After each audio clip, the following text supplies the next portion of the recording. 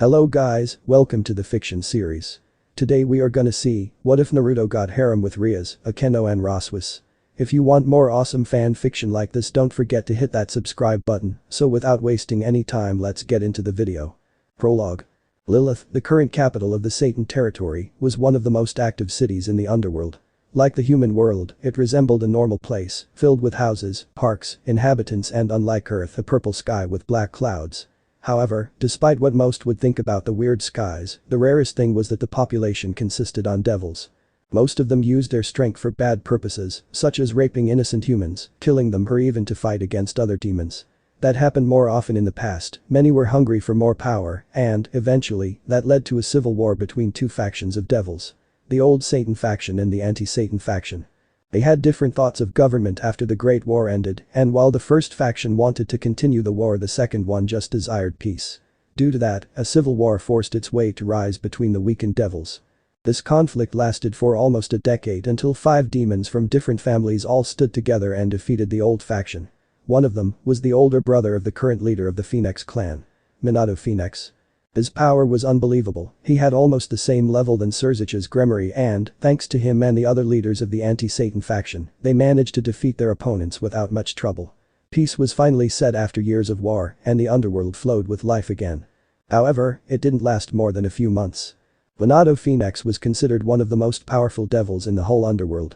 Yet, despite his great power, he didn't use them for evil purposes, instead, he preferred to be a calmer guy. Strong and peaceful, such ideal of devil was envied by his best friend Sasuke, who thought of Naruto to be a perfect devil. Such a mistake of thoughts was understandable for someone who ignored some acts that Naruto committed in the past. And the worst of them caused his later exile from the underworld. He slept with Lord Bael's sister. In the past, every devil was prohibited from touching that woman or even looking at her. She wasn't allowed to leave the Bael's territory due to her enormous power and beauty, because she was a threat for any clan heir who wanted to marry her. Naruto, also one of the most desired men in the underworld, managed to conquer her heart. They met each other in secret and, in one of their encounters, the fruit of their love transformed into a baby. But unfortunately for them, Lord Bael eventually found out about their meetings. Now, if only the ruler of the Bael clan had been the one to prohibit her about that, the consequences wouldn't have been so terrible. The problem was that the new 4 Great Satan supported him in his previous decision. For that reason, Naruto had broken the law. Despite that Sasuke was his best friend, the only thing he could do was to convince his companions to save Naruto and put him in an eternal exile to another dimension. The Phenex leader accepted his punishment and left the underworld, letting his younger brother to take the place of head of the clan. Obviously, Lord Bael wasn't satisfied and he wanted more payback for the crime committed to his sister. In an act of extreme cruelty, he asked that Naruto Kushina's unborn son had to be killed. And thanks to his clan's position as the most important, he almost got away with it. Sasuke's Lucifer, honoring his friendship with Naruto and Kushina's and the Phenex clan's petitions, managed to convince the other leaders to give the boy an opportunity. However, Kushina's brother asked for a temporal exile as well, and the council couldn't refuse to it. The 4 Great Satans decided that Naruto Bael Phenex had to be exiled to the same dimension than his father when he turned 5 years. The legend of the Bael Child. Naruto. Come here, honey. The sweet and melodic voice of his mother interrupted his fun with a dandelion flower. Smiling, the little boy stood up from the ground and ran to his mom. His little hand carried on the same flower from before. It didn't take him more than 2 seconds to reach her, his short arms extended quickly to give Kushina a warm hug. "Cousin," he shouted, breaking the hug in a moment to show her the flower. "Look. It's for you." She smiled gently, her beautiful face softened deeply. "Why, thank you very much. It's really beautiful." The boy looked in joy as his mother took the dandelion and placed it on her red hair. Her beauty seemed to be highlighted by the new flower in her long and bright hair, and Naruto couldn't stop looking at her. Kushina Bael was one of the most beautiful devils in the underworld, her slender but feminine build was a definite plus for her. She had fair skin, pretty violet eyes, fiery red hair with strands that framed both sides of her face, and a black clip that parts her hair to the left, keeping it out of her eyes. She wore a high-collared, long-sleeved black blouse with its zip starting on the top and finishing just above her cleavage. However, the blouse only reached to her upper back, leaving only a blue shirt to compensate it. Also, she wore black pants and black shoes, along with the symbol of the Bael clan on her chest. He was a little boy, after all, and didn't know why most men called his mother beautiful. Not that he had any concept of beauty. "Hey, Naruto-tan. I'm talking to you." The new voice broke him out of his daze. Tilting his head to the side, his blue eyes noticed the figure of his godfather standing next to his mother. Surzich's Ajason. Surzich's Lucifer laughed at his nephew's sudden excitement, his hands reaching his blonde hair to make it more messy. It's been a while, hasn't it? But look at you, you're more taller than the other day. Naruto grinned with happiness, his perfectly white denture shining with the daylight. Heh, someday I'll be taller enough to take your place. There was amusement in both Kushina's and Surzich's faces. Oh? But that's exactly what Rias-chan wants. Who's Rias? The boy asked, looking at his mother in disbelief. The man retired his hand from Naruto's hair, his eyes closing in thought. Kushina put a hand on her son's head and pointed to Surzich's left side. The Lucifer nodded with his eyes still closed and revealed a little girl who was standing with a smile next to the man. Sachi, she's Rias Gremory, your godfather's little sister. Naruto gazed immediately at the girl, her crimson red hair swaying calmly with the wind. I'm Naruto Bael Phenex, it's a pleasure to meet you. Despite the first impression, the grin on the boy's face faded immediately and he gave her a deep and polite bow. The introduction surprised Rias, who couldn't help but open her mouth in pure astonishment. Such a little boy was also a gentleman. However, her brain eventually made her react and she introduced herself. You already know my name, she said with a sly smile. Looking more closely, Naruto noticed her full appearance. She was a girl of his same age with light skin, blue-green eyes and a petite figure.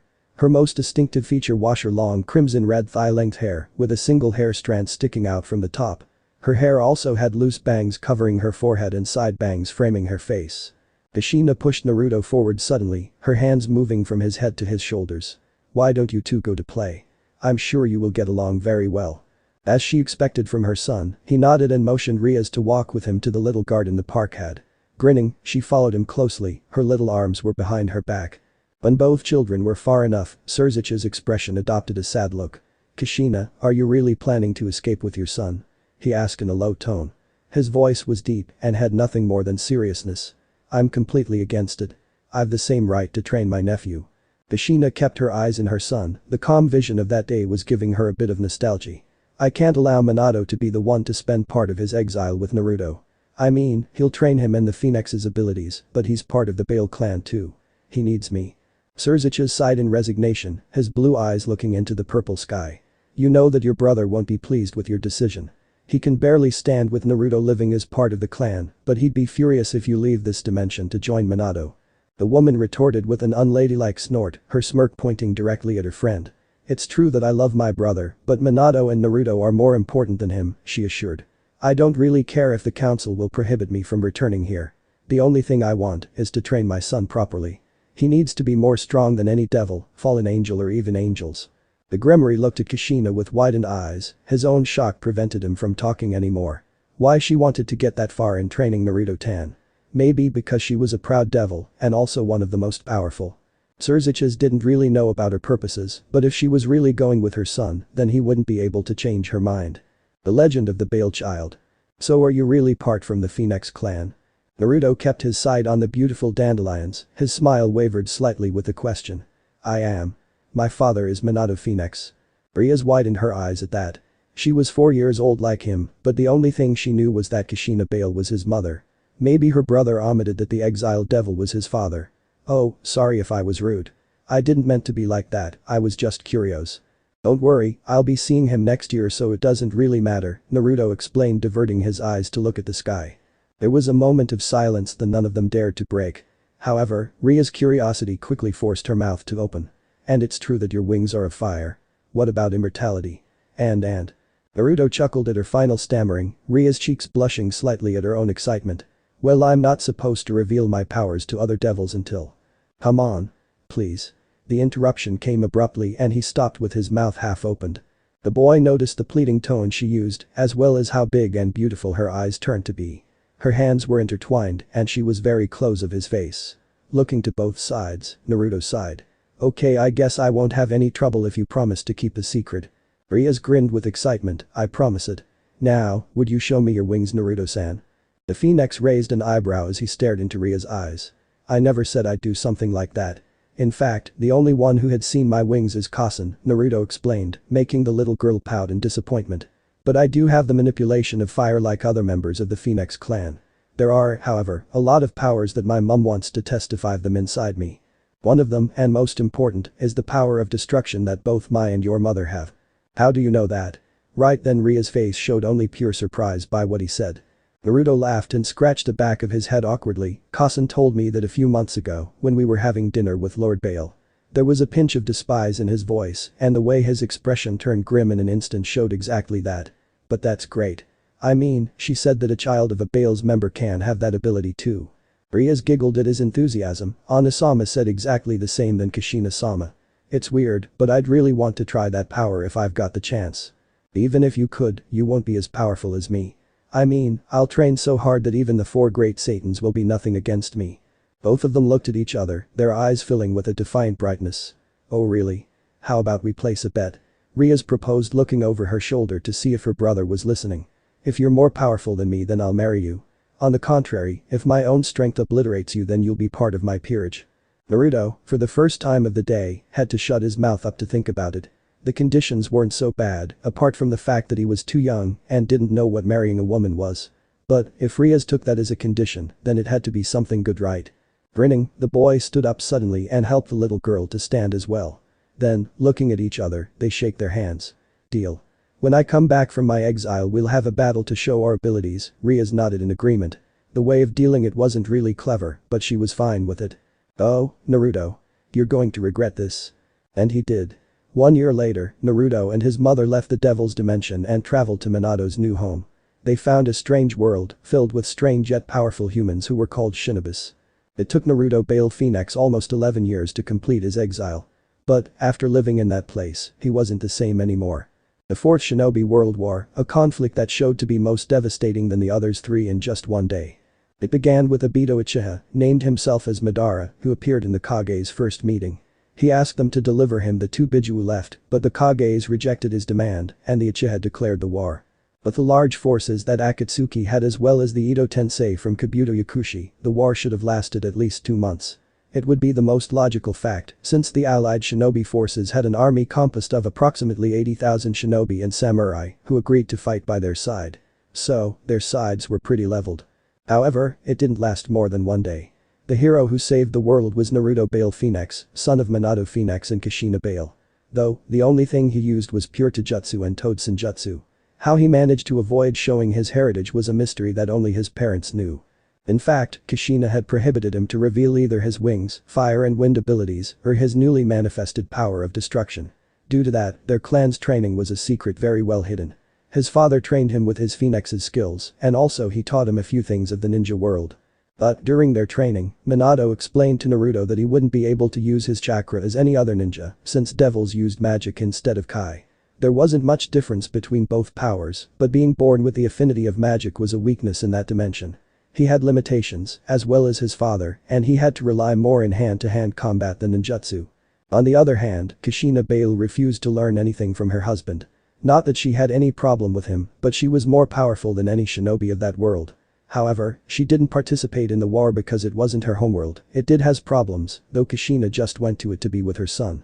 In that moment, however, Naruto was standing next to the lifeless corpse of Obito Uchiha. The sight was hopeless, since the majority of the shinobi forces had been killed in action. So it's finally over, eh Naruto? The voice of his best friend, Sasuke Uchiha, came from behind him. The Phoenix sighed in resignation before answering, "Don't tell me that you're going to fight me like we planned a few years ago. If I'm honest, I'm sick of fighting." "So am I," Sasuke retorted, his throat expelling a dry snort. "I'm not planning on kicking your ass, dope. At least not anymore." There was a sudden shout of joy, which caused both teens to turn to the source of the sound. Their eyes narrowed at the sight of Sakura Haruno and Kakashi Hatake walking at them, the entire shinobi forces going right behind them. Sasuke-kun. Naruto. Surprisingly, even the blonde rolled his eyes at the sight of the entire army approaching. Not that he hated her, but he was really tired to pretend being happy and hyperactive. In the end, it didn't really matter.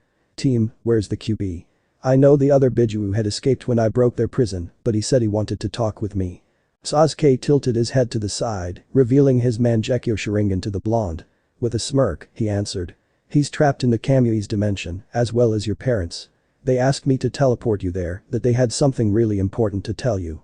Naruto nodded quickly, his arms crossing over his chest in relief. At least, he will find some peace in that place. His parents might had something to speak with him, but he preferred that instead of being praised by the allied shinobi forces. Do it. In an instant, the young demon disappeared in a vortex of Sasuke. Then, just a few seconds after, Kakashi and Sakura arrived. Sasuke-kun. You did it. You defeated Obito. The Uchiha remained silent, his expression was filled with curiosity and realization. Naruto assisted you, didn't he? We saw him standing next to Obito. Sasuke looked at Kakashi out of the corner of his eyes. He killed Obito Uchiha, not me.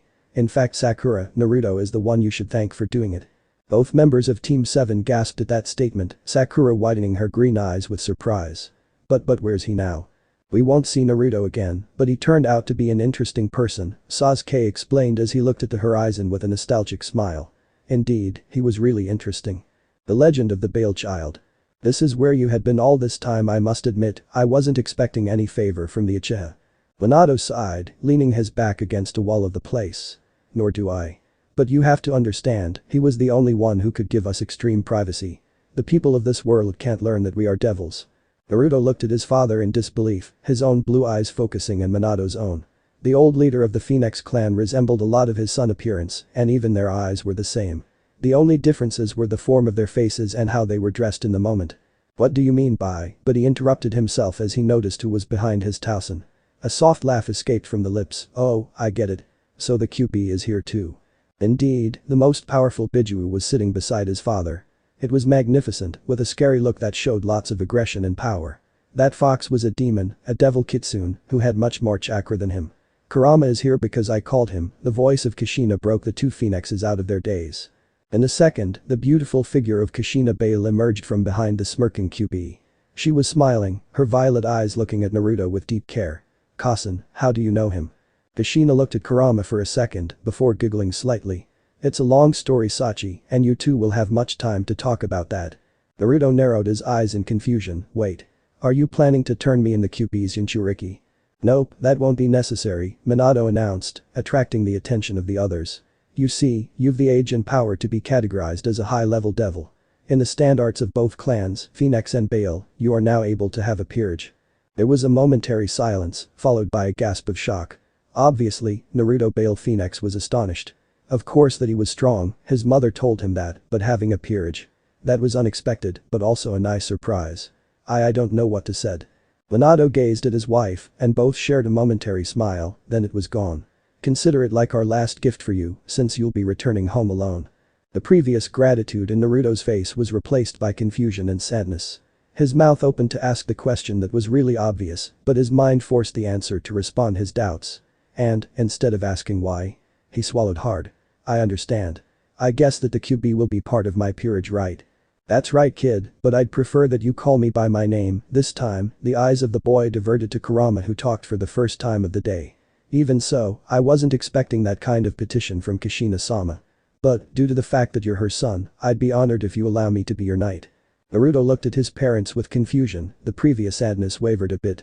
I don't have any objections with the Kaio Kurama being the first member of my peerage. And I can understand why him and why Tausen has to stay here. But why you two Kasen? Kushina sighed, intertwining her hand with Minato's own. That's because I'm used to this, she explained.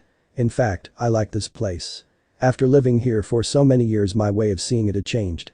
But, I guess I don't want Minato-kun to be alone here too.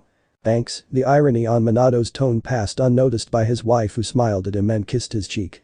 Blushing, his lips curled into a sly smile. You know Naruto, my younger brother has 3 sons and 1 daughter. Due to that, the next heir is Razor Phoenix your cousin. I see, then I'll have strong rivals to fight for the right of leading our clan, Naruto noted, putting a hand under his chin.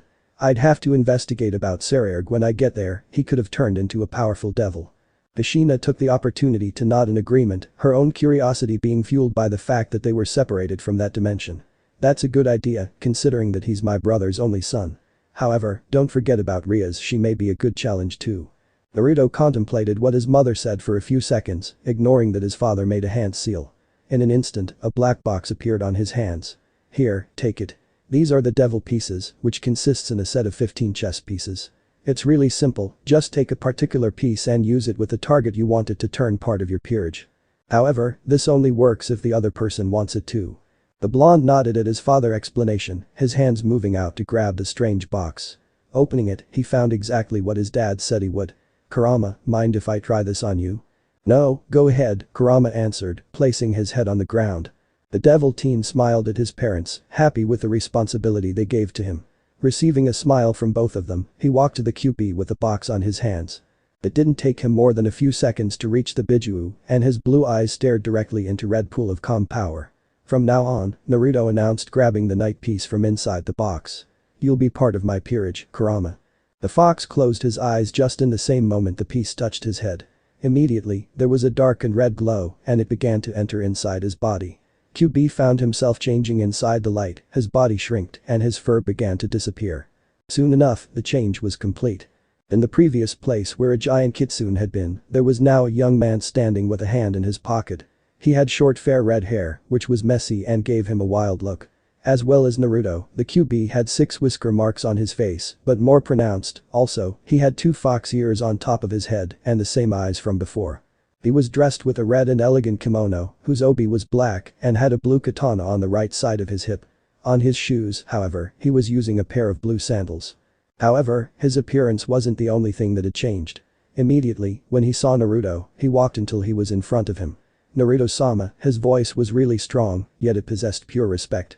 But suddenly, he knelt in one knee. I am at your service. As your knight, I swear to fight by your side until you die. Naruto raised an eyebrow, the confusion attempted to take his mind. But, luckily for him, it didn't. Thanks, I guess, he said, turning his head to the left to face his amused parents. Did that piece washed his mind or something like that? On the very contrary, son. Kurama-sen has just realized how powerful you're due to the influence of the night piece. He's acting by pure will and nothing else, Minato explained, inwardly smirking. Kushina let Minato's hand go to walk to her son. The QB was still kneeling in one knee, and Naruto held the box in his hands. Naruto, her voice broke both of them out of their daze, forcing them to look at her. There's one thing I've to do before you go. Naruto nodded, noticing that his father was grinning sheepishly. Take care of yourself, Naruto, and try to stick to your Phenex surname. If anybody learns that you're from the Bael clan, then Lord Bael might find you before his time, the man said, scratching the back of his head. But this piece, Kushina grabbed the only king piece and held it in front of Naruto's face. You'll become a leader, my son. Soon, the piece was inside of Naruto's body, but he was nowhere to be seen. The legend of the Bael Child. Ah. I want to touch some nice tits. Mitsuda raised his fist into the air, amen for that. Motohama, instead of being excited by the idea, just adjusted his glasses. Don't say that, it makes me feel stupid. There was a calm silence after his sentence that nobody wanted to break. The pervert trio, as the others called them, were lying in the grass that was located in front of the gym class. Even if their first desire consisted on looking at the bodies of the girls, they found that eventually the sky had better aspect. At least, that was what Haidu Issei thought. Mitsuda, Motohama, just as he spoke, Haidu forced his body to sit on the grass. Why did we enroll ourselves in this school? His friends did the same than him, sitting on the grass. This used to be a girls' school that only last year turned into co-ed, Mitsuda explained, looking at some women running through the field with a smirk. That means that we can be popular. And have lots of good op-eye adventures. In other words, Issei and his friends finally stood up. Every one of them adopted a different position, a harem. Motohama took the chance to finally speak, or that was our objective, but we haven't got a girlfriend yet, and it's our second spring here. That's true, Haidu said as the three of them followed with their eyes the movement of the assets of the girls running near them. But we still have a. Several screams of excitement interrupted him, his sight revealed that Kiba was approaching to a group of fangirls. Kiba was one of the most desired young men in Kuo Academy. He had short blonde hair, gray eyes and a mole under his left eye. He wore the boys' school uniform, which consisted of a black blazer with white accents over a white long-sleeved dress shirt with a black ribbon on the collar, matching black pants, and brown dress shoes. He seemed to possess a shining aura around his face that attracted all the attention from the girls of the school. Yeah, handsome my ass, Issei thought as he saw with despise, as 3 girls ran to the Udo guy. Kiba-kun. The shout of one of them made him stop. Turning around, he faced his admirers with a smile. Would you like to come with us to the karaoke? Kiba's teeth shined with the sunlight, his eyes looking at the new girl who asked him on a date. Gomen, but now I was heading to. Something interrupted him from saying any other word, his smile vanished in just an instant. Issei, his friends and the girls looked at him in confusion and slowly followed his line of vision. What everybody saw next caused different reactions on them. In the distance, a few meters from Kiba, 2 young men dressed in the school uniform were walking at them. One was a blonde teen who ported an air of elegance and distinction, his hair was spiky, and he had 6 whisker marks on his face. The second was very different from the first, with short red hair and the more pronounced whisker marks on his masculine face.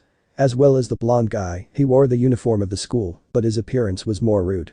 However, for the girls' opinion, both of them were really handsome. Their cheeks blushed as they continued to walk at them, their hearts pounded fast in their chests. Issei, Mitsuda and Motohama were a different case. Haidu was slightly surprised of their appearance, but he also shared his friend's jealousy. Two new rivals for them. Hiba was nervous, the power that both devils emanate was incredible. And the redeeted guy seemed to hide his true appearance under some sort of illusion, which made him look normal. He didn't know who they were, but he was going to let the Butchu to find that out. Walking past the girls, Yudo stopped in front of both students. The closer impression revealed to him that they were new students. "Hey, could you please move out of the way? We haven't finished our inspection of the school." The deep stare of the redeeted made him grow uncomfortable. However, the only thing he wanted was to know their names. Then, he would invite them to his club to talk with his king. "Sorry, I just wanted to welcome you to this academy. I noticed that you must be new, don't you?" The blonde guy raised an eyebrow at Kiba's level of intelligence, such that skill in a devil was dangerous. "Maybe. Who are you?"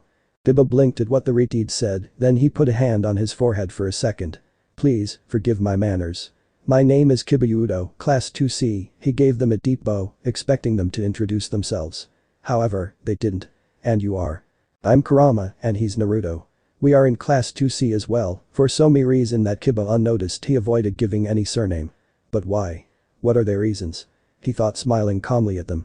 "It's a pleasure," Kiba affirmed, trying to get the value to propose what he was going to offer to them. "I'm part of the occult research club. Why don't you two come after classes? My president wants to know both of you." Naruto nodded with his head, his lips didn't spoke a single word to the young devil. "We might go. But now, we'll have to keep touring this place." Kiba bowed slightly and apologized to them before leaving. The three girls, previously ignored, stood a few meters from both guys. However, the Phenex and his knight walked forward, not wanting to waste a second more. Their eyes eventually took notice of the nervous girls looking at them, and Naruto couldn't help but smile. "Ladies." For the first time, Issei and his friends listened to his voice. They had been listening the entire conversation with pure jealousy, their minds were beginning to think that they were another rivals. However, neither Naruto nor Kurama stopped there and continued their walking. Suddenly, Naruto's eyes diverted to where Haidu was and he stopped immediately.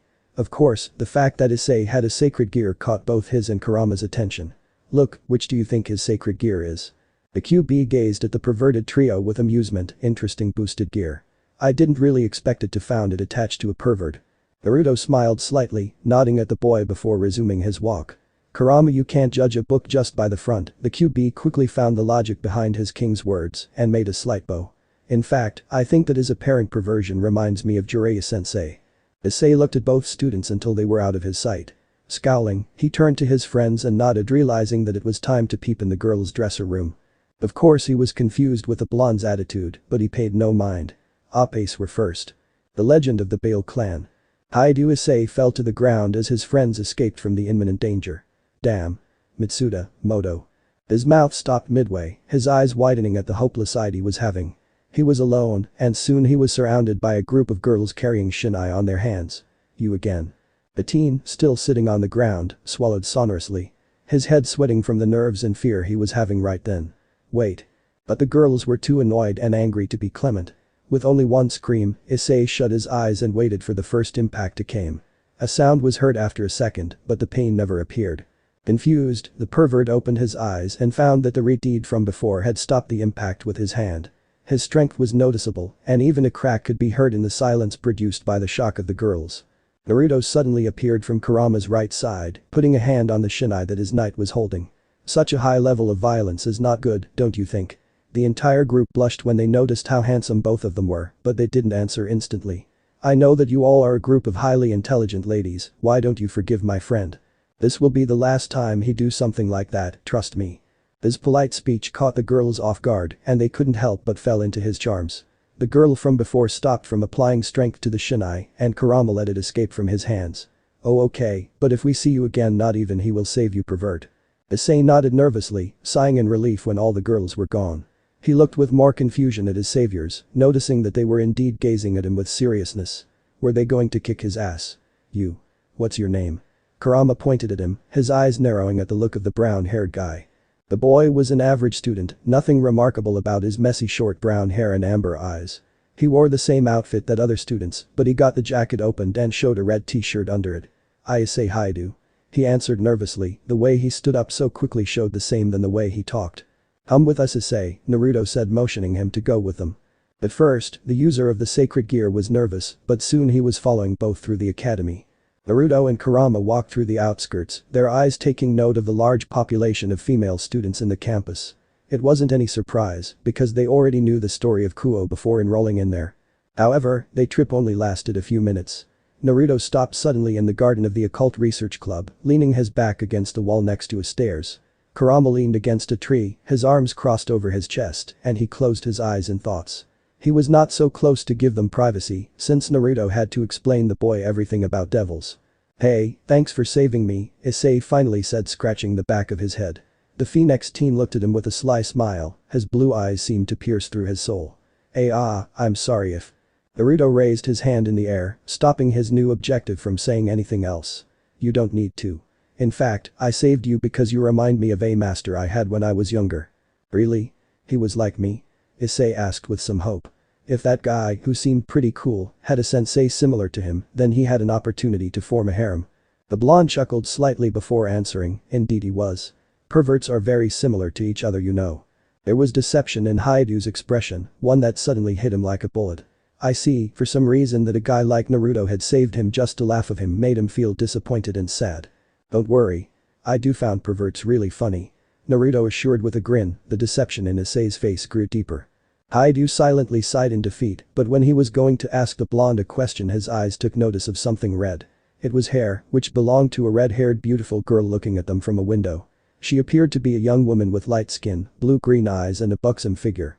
She was looking directly at Naruto, her big eyes filled with curiosity and interest. Her face showed no emotion, but the blonde noticed what she was experiencing. Kurama.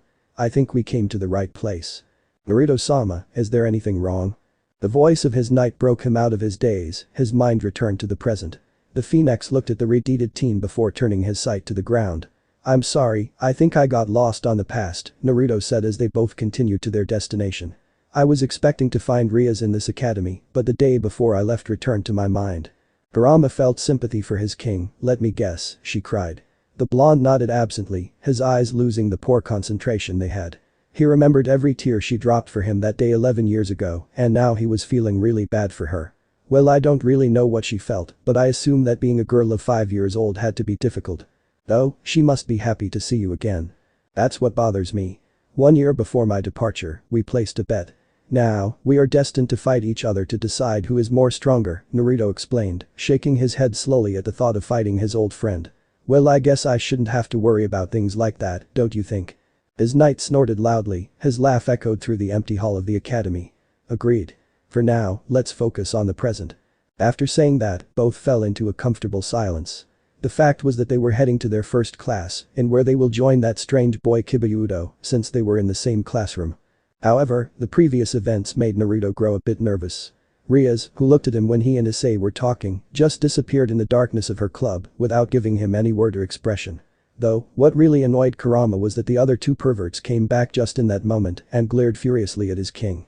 Then, they forced the Haidu guy to leave with them. But luckily, Naruto had managed to put him a seal of track. That way, if any other being approached at him, he'd know. In the end, Naruto had to wait more to talk with Issei about devils. It was imperative for him, since he planned to make him part of his peerage as the only pawn.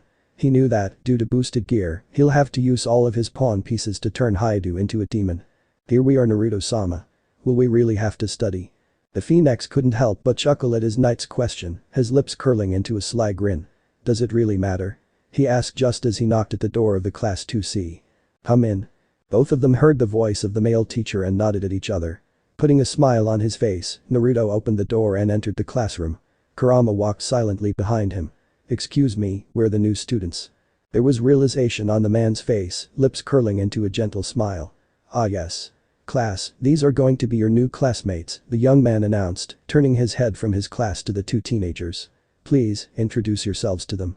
The QB nodded at his new sensei, his red eyes looking with curiosity at everybody in the classroom. He noticed the blush on the girls' faces and even the scowl from some males. However, he also realized that Kibayudo was looking at them with a fake smile. My name's is Kurama Uzumaki. And that's what all he said. Everyone blinked in confusion, not only for the short introduction, but also for his constant seriousness. Naruto, however, was pleased with the false surname he gave to everyone. Nobody noticed it, of course, and even Kiba seemed to be in thoughts. I'm Naruto Namikaze, I like training, reading books and helping people. After being forced to fight for many years, I started to dislike conflicts and battles.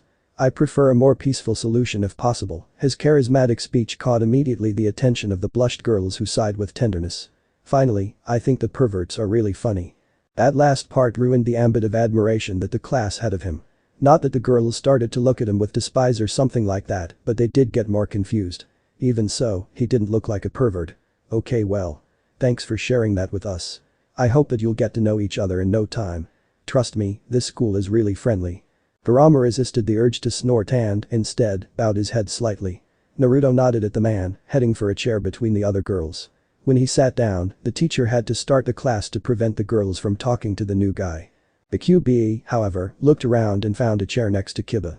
With a smirk, he sat down and grinned mischievously at the blonde teen.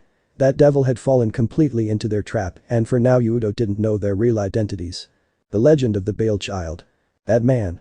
The whisper didn't pass unnoticed for the other girl, who turned her head to her butchu. Excuse me. Rias crossed her arms under her chest, her eyes stared at the chessboard. The one who was looking at the window. Akeno Himejima blinked in confusion, the realization hit her almost immediately. He's from the class 2B, I'm sure that Haidu Issei was his name. What about him? I'm not talking about him, the Grimoire said, putting a hand under her chin. She had to plan her next movement pretty well if she wanted to win. Didn't you notice who was there? The beautiful queen nodded slowly, her eyes diverting from her king to the window. Hi. He must be a new student, since I never saw him before, Akeno explained. Though, I must admit his power caught my attention. Not to mention that he's really handsome, but is he an acquaintance of yours? Rias silently bit her lower lip with expectation. That man, the boy who had been her best friend in the past, had returned. And his level seemed to be really high. His name is Naruto Bael Phenex, the son of Minato Phenex and Kushina Bael. Akeno gasped in shock at what she heard, her eyes widening slightly for a moment. But almost immediately, a smirk appeared on his lips. Oh. That's something really interesting, definitely he has my total attention now, the queen assured, giggling at some thoughts that she was having then. But thanks to her distraction, Rias turned the game to her favor. And checkmate. Ara. Ignoring her queen's beepasis of her defeat, she stood up from the couch. Then, approaching to a chair, she begun to undress herself. How many matches did I one up to now? Akeno looked at Rias stoically, the sight of her being naked did nothing to disturb her calmness. No idea. I can't wait to play another one, the Grimoire said, removing her underwear. Please, tell Kiba to bring him during lunch. I really want to talk with Naruto again. After saying that, the butchu entered in the shower and closed the curtains. The hot water quickly stroked her naked figure, and her hands toured her body with lust. She blushed at the memory of promising marriage to Naruto Phenex, though she didn't regret anything. Rias always fulfilled her promises. In the room, Akeno was a bit taken aback with her words. Her mischievous mind playing against her. Naruto Bael Phenex she thought as a sly smirk appeared on her lips. Truly, he had caught her attention. But, however, they failed in noticing that Kurama was with Naruto. Oh well, more surprises for later. The legend of the Bael Child. Lunch came really fast for Naruto, who didn't pay any attention to the class. However, the teacher noticed his lack of interest and begun to ask him some questions about his lessons. Unfortunately for the professor, the boy answered all of them perfectly. His lack of attention was complemented with his intelligence. However, neither he nor Kurama could eat their food in peace.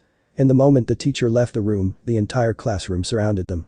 Of course, all of the students that stood near them were girls. Naruto closed his bento, his eyes diverted from his knight to the group of girls in front of him. The QB was standing next to his king, but he was a bit annoyed with the attention they were attracting to themselves. Please, can we let the questions for another time? We want to eat our lunches in private. Despite what the QB was feeling, he managed to keep his calm. It was difficult though, since every girl has the same question for them, and that was Naruto-sama, Kurama-sama, do any of you have Geiger girlfriend? Perhaps, in that moment, the worst choice would have been smile at them and saying that they didn't had. Though, that's exactly what Naruto did. No. We don't have a girlfriend. Every girl whispered in joy, their cheeks blushing with excitement. They had a chance. Would you go out in a? Something interrupted the girl in point from saying something else. Kibayudo was the interruption, who stood in front of Naruto's desk. The blonde devil was sitting with his arms crossed over his chest, but his blue eyes were pointed in Kiba's smiling face. Yudo-san. May I help you? Sorry to interrupt your lunch, but Rias Butchu wants to talk with you. Now, there wasn't anger or a pinch of order in his voice. However, Naruto couldn't help but raise an eyebrow with interest. However, the entire class began to whisper about what Kiba said. Rias One-sama desiring to talk with Naruto-sama and Kurama-sama. Is she planning to make a harem? Howie. Kurama got tired of listening to the group of girls and sighed in resignation. His eyes looking at his king for approval. He really wanted to leave that room, if not he'd turn into a emo like Sasuke. Naruto, on the other hand, was really looking forward to see his old friend again. He had seen her a few hours ago, and the sight resulted to be more than he expected. She had really become a beautiful girl. Alright, we'll go with you, Udo-san. Rias-chan doesn't deserve to be waiting. The legend of the Bael Child. The Phenex and his knight walked through the door, their distance to Kiba showed their common sense of precaution. There was a stair next to a short hall, which ended in a lonely door. Following the young devil, both teens walked behind him as they ascended the stair. Kiba finished the ascension first, opening the main door in the second floor. Then, he stepped inside and stood next to the entrance, that way, he allowed a complete sight of the room for the visitors. When they reached the door, Kiba smiled. Please come in. Naruto silently nodded at the blonde boy as he and Kurama entered the club room. It was rather simple, apart from the magic seal occupying the majority of the room. It had a pair of couches and a single desk facing the door. There was someone sitting in one of the couches, her petite figure stood out from the room. She was a girl of around 15 years of age with white hair and hazel eyes. At the front, her hair had two long bangs going past her shoulders and several loose bangs hanging over her forehead, while the back had a short bob cut. She also wore a black cat-shaped hair clip on both sides of her hair, along with the Kuo Academy girls' school uniform, without the shoulder cape. Kurama noticed that she was different from the other girls they met before, since she didn't blush or showed an expression of excitement when they entered. Also, he saw the yakin she was eating and his mouth watered in desire. It was something natural though, since neither he nor Naruto ate their lunches. Haneko, they are Naruto Namikaze and Kurama Uzumaki, Kiba introduced, seeing that no one of them wanted to say anything. The girl bowed her head slightly in apprehension, her hazel eyes looking at Kurama first and then at the king. Nice to meet you. There was a pinch of curiosity on her face that both noticed immediately. However, it was gone in a second. Naruto then looked at the desk in front of him, but his eyes couldn't find Rias anywhere. Where was she? The QBE, however, stood put a hand on the boy's shoulder and approached his mouth to his ear. If anything happens we'll defeat them, Naruto-sama. Phenex frowned, his own excitement of having the possibility to talk with Rias found itself being replaced with doubts. He really didn't want to fight his old friend if possible.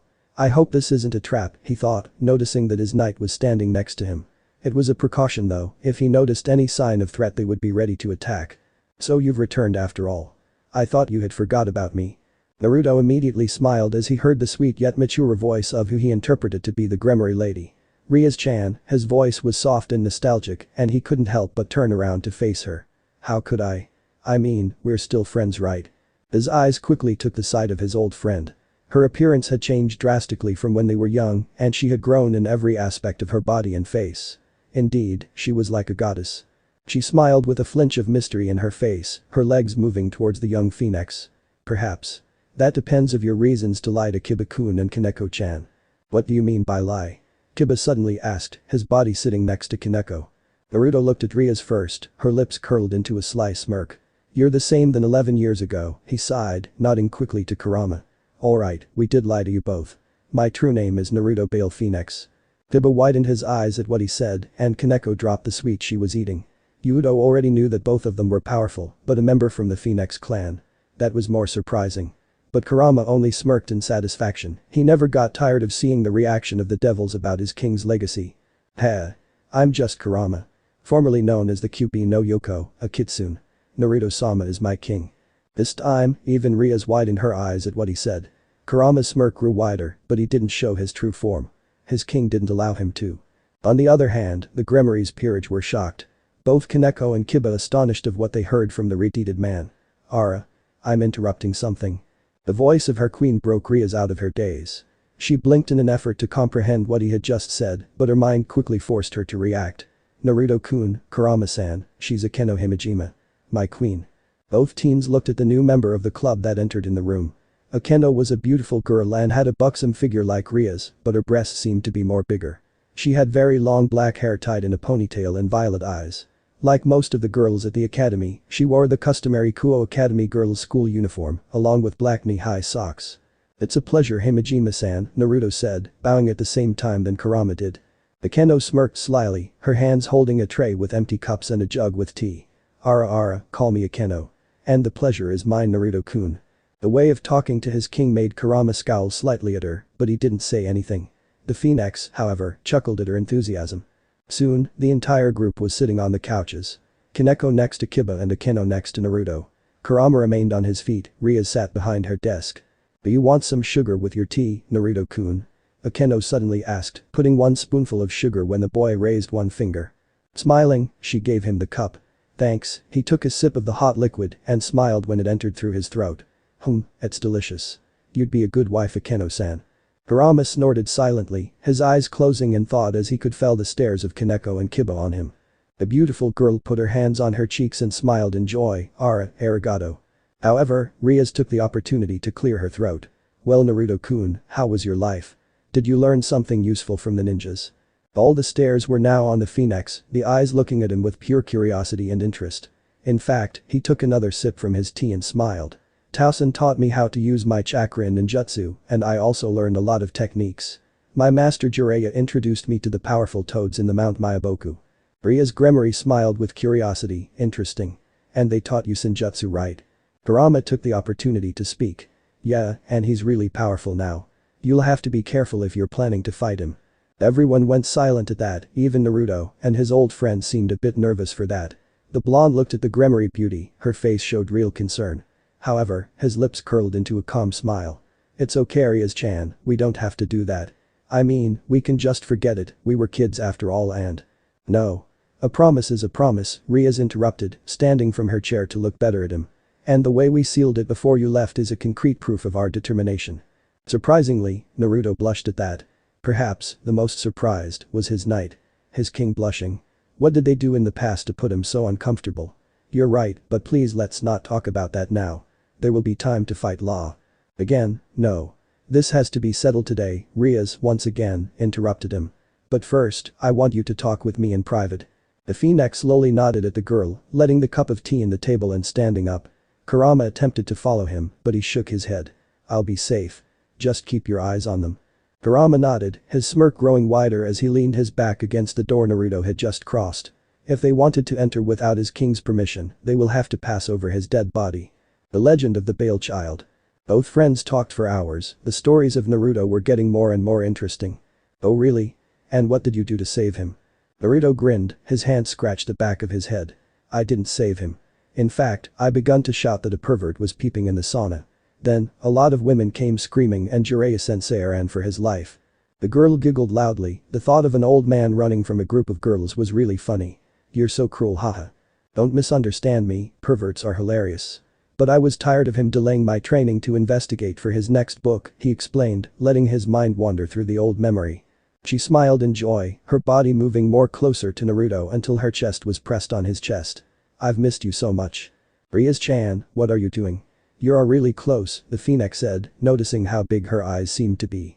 However, the Gremory didn't move an inch from him. Instead, her arms went behind his back and put him in a tight hug. "Oh Naruto-kun, don't you remember we shared something more intimate than this? You shouldn't feel uncomfortable." She put her head on his chest and closed her eyes in nostalgia. Naruto sighed in defeat, moving his arms to return the hug. "That was different. And I was different too," he explained, stroking his long crimson hair. "After seeing so much death my mind forced me to be more mature. Rias-chan, I'm still your friend, but I don't think that what happened in the past should affect you." Rias suddenly pulled out from the hug, her body moved to the window of the empty room. "You don't get, don't you? It's not what we did when we were young, it's about the bet. I always fulfill my promises no matter the cost." The Phenex crossed his arms over his chest, his look turned worried for a reason. "Rias, I'm not also more older, but my power has increased too. I don't want to fight you, but I'm not willing to let you win that bet," he assured, noticing that the sunlight highlighted her figure. "I've a peerage now, and I'll lose everything if you win." She giggled again, but it hid a tone of malice. "Then I'm sorry, but we are going to fight. And it will be tonight, you won't escape from me." Naruto rubbed his chin in thoughts, his mind noticing that he had no excuse to prolong it. He didn't want to fight, but Rias didn't let him any choice.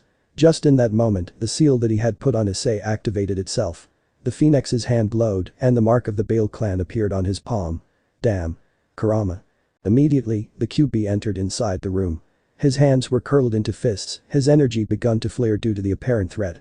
Naruto-sama, what's wrong? Issei has made contact with a fallen angel, we'll have to go, the blonde explained as he looked at Rias with a sneaky smile. Sorry Rias-chan, but our fight will have to wait. Rias opened her mouth to discuss, but both Naruto and Kurama disappeared in a black and blue circle. Just in that moment, Akeno and the others entered in the empty room. But you. What happened? They have escaped. The legend of the Bael Child. It had passed some time since Yuma Amano confessed to Issei, who was more than astonished when that happened. They had been out on a date, Issei showed a nervous side and cared deeply for her. He did everything he could to make the date perfect and, in the end, he thought she was happy with his efforts. Oh boy, he was really wrong. In the end of their day, the girl took him to a fountain and stopped in front of him. Her smile was calm and lovely, or so it appeared to be. But, however, when Issei thought she was going to kiss him, she only asked if he could die for her. At that moment, her true appearance was revealed to him. A pair of black wings with big feathers emerged from her back, her face turned grim and malefic. Haidu was astonished, his pure shock prevented him from stopping the incoming attack of light the girl sent against him. A spear of light pierced his body, lots of blood poured from the wound. Sorry, but you were a threat for us, the voice of Yuma hit his numb ears. If you want to hold a grudge for someone, then hate the god who placed that sacred gear inside your body. Issei heard what she said and silently gritted his teeth with pain. He caught the sound of the step getting away from him and he noticed that he was dying alone in that park. Raising a hand in front of his face, he saw his own blood adorning it. It's red like her, he thought, his mind losing consciousness slowly. Damn man, if I knew I was going to die at least I'd have touched her tits, haha, even in the end I like to be a pervert. His vision suddenly became blurry, his eyes begun to close and his body relaxing on the cool ground. If I had the chance I'd like to be the boyfriend of Rias Gremory. However, he wasn't going to die that night. Someone appeared in the darkness next to him, his eyes couldn't register who it was. But it possessed blonde hair. Sorry Issei, but Rias won't be your savior. I'll keep you alive, but you are going to serve me. Despite the situation, Haidu can't help but feel surprised as he recognized the voice. Naruto-san. And with those words, his mind finally shut down. Naruto sighed as he sat at the table, his hands grabbed a pair of chopsticks. Kurama, how many days had passed? The QB appeared from the kitchen, his red kimono swaying slightly with each movement. Quite a few. Why? Is it time for us to return? His king didn't answer, and, instead, he begun to eat his breakfast. It had passed many days since Issei reincarnated as a devil, and neither Naruto nor Kurama assisted to the academy. They had many reasons for doing that, but one of them was to avoid contact with Rias and her peerage. Why? Because now she would be looking for the blonde to fight him. Not that he was scared or worried, but if he were to fight he wanted his new pawn to be present. Many would question his choices, though he was using his intelligence. When a human reincarnated as a devil, the first changes appear during the first days. For that purpose, Issei would be feeling different during nights, more powerful, faster and even he would have the ability to see clearly in dark ambience. Due to that, Naruto knew that it would be easier to believe if Haidu witnessed a real fight. And experiencing changes in his body was a plus concerning to further explanations. Perhaps. But if I lose, what would you do? That question took Kurama off guard, but he managed to answer it quickly. Naruto-sama, I've full faith in you. Even if you were to lose, I'd stay by your side. The Phenex smiled and nodded, that would mean joining Rias' peerage. Kurama didn't retort, his body stood stoically as he watched how his king ate his homemade breakfast. Well, I guess she won't be easy to defeat. After all, she's part of the Bael clan as well. QB lowered his head slightly, a snort came out from his throat. Please. Are you really afraid of Gremory's powers? You're a Phenex. You've the power of destruction within you. I'm absolutely sure that she won't be as strong as you. You misunderstand me, Naruto started to speak, standing from his chair. I'm not scared for a simple fight or by how powerful she might be. The fact is that I don't want to force her to marry me if I win. Now Kurama forced his mouth to close, his lips trembling with repentance. His body lowered deeply in a bow, forgive me, Naruto-sama. Naruto chuckled slightly, his hands moving to grab his car's key. However, when he was midway, he stopped. Nah. We're not going to school today, he assured, getting a nod from his knight. We'll just watch him. I've the feeling that something is going to happen to him. The legend of the Bael Child. HMPH. I see, so you have no master, the fallen angel said, standing in front of Issei with his wings extended. Then there won't be any problem if I kill you. Beings like you shouldn't exist. Haidu opened his mouth to ask, but no words got out. Instead, his eyes widened when the enemy raised his hand and a spear of yellow light appeared on his palm. The loud sound of something being activated could be heard then, and Issei fell to the ground as he saw the smirk on the man's lips. How has that happened? And why? Since that strange dream when Naruto appeared and spoke to him, he had been feeling different. During nights, his own speed was amazing, and even after running entire hours he wasn't even agitated. However, his magnificent new abilities wavered during the day. He felt terribly weak when exposed to sunlight, and not even his mind could think clearly.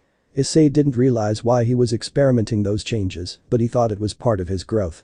And there he was, sitting on the ground gazing at the freak who was going to end his life with a spear of light.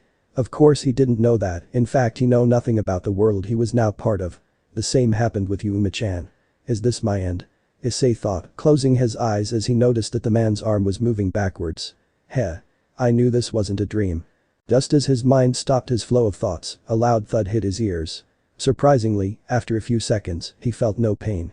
With his eyes still closed, he moved his hands to touch the spear before it disappeared from his wound, but there was nothing. Shocked, he finally opened his eyes and gasped at the sight. In front of him was a blonde teen with spiky hair, his right hand held the golden spear with ease. Looking more closely, Issei noticed that the weapon was burning his palm. A thin column of smoke emerged from the contact between the teen's hand and the spear. However, after a few seconds, he destroyed the spear just by clenching it. Don't you dare touch him, the teen said, gritting his teeth with noticeable pain. Who the fuck are you? The fallen angel asked as he widened his eyes at the previous show of power. Blonde hair, blue eyes. Your power tells much about you, but at the same time it doesn't say anything. Naruto snorted loudly, his laugh full of despise. Of course you don't know about me, my name is Naruto Bael Phenex. Just as he said that, both Issei and the man gasped in shock, Haidu, because of the realization of seeing his savior there. The fallen angel, however, felt that his body begun to tremble under the new revelation. What? But my superiors said that you and your parents were dead. Who said that they are dead? Naruto said, smirking at the sight of his nervous opponent. I've just returned to this place, and I found a stupid fallen angel messing with my pawn. Do you really wish to fight against a devil? The fallen angel gasped in terror. The son of Naruto Phenex and Kushina Bael, two of the most powerful demons in the underworld, was standing in front of him. His power was something to be considered as terrifying, and he couldn't help but smile nervously. Phew, this is really interesting. I've never expected to find a high-level demon around this place. The man made a deep bow as he continued to introduce himself. My name's Denasiage, I hope we don't meet each other again. After saying that, his large black wings were extended and he flew into the darkness of the night. One thought was on his mind, and that repeated itself as he escaped from the place. I've to inform this to Azazel. Back to both devils, Issei couldn't find the valor to stand up. The previous revelations showed that they were related with the changes he was experiencing. Who was that man with the wings on his back? Was he really a fallen angel? Was he scared with Naruto's apparent surname? Why they thought he and his parents were dead? And was the blonde a powerful guy? Many questions for someone who had been just reincarnated as a devil, but it was comprehensible though. Haidu's mind had just begun to believe that the other day with Yuma wasn't a dream like he thought. Issei. Hey, hi. The boy shouted as he stood in a blur, noticing that Naruto was looking at him now. The blonde held his right wrist with his other hand. Are you okay? Issei gazed at him with disbelief, his sight taking notice of the new aspect of him. Unlike before when he saw him with the academy's uniform, Naruto was now wearing a black jacket which was opened and showed a white shirt under it. The sleeves were pulled up just to below his elbows, and a necklace with a green gem could be seen around his neck. He also wore dark blue jeans, a brown belt and a pair of black shoes. However, when he blinked, Haidu realized that he was expecting an answer and nodded. Naruto-san, why that guy wanted to kill me? Is this a dream like the one in where Yuma-chan killed me? The Phenex gritted his teeth with pain, the previous effect had not passed yet. Sorry if this disappoints you, but no, this is real like the air we breathe. I've saved you in both occasions, the first time when Yuma Amano attacked you. What? How do you know her?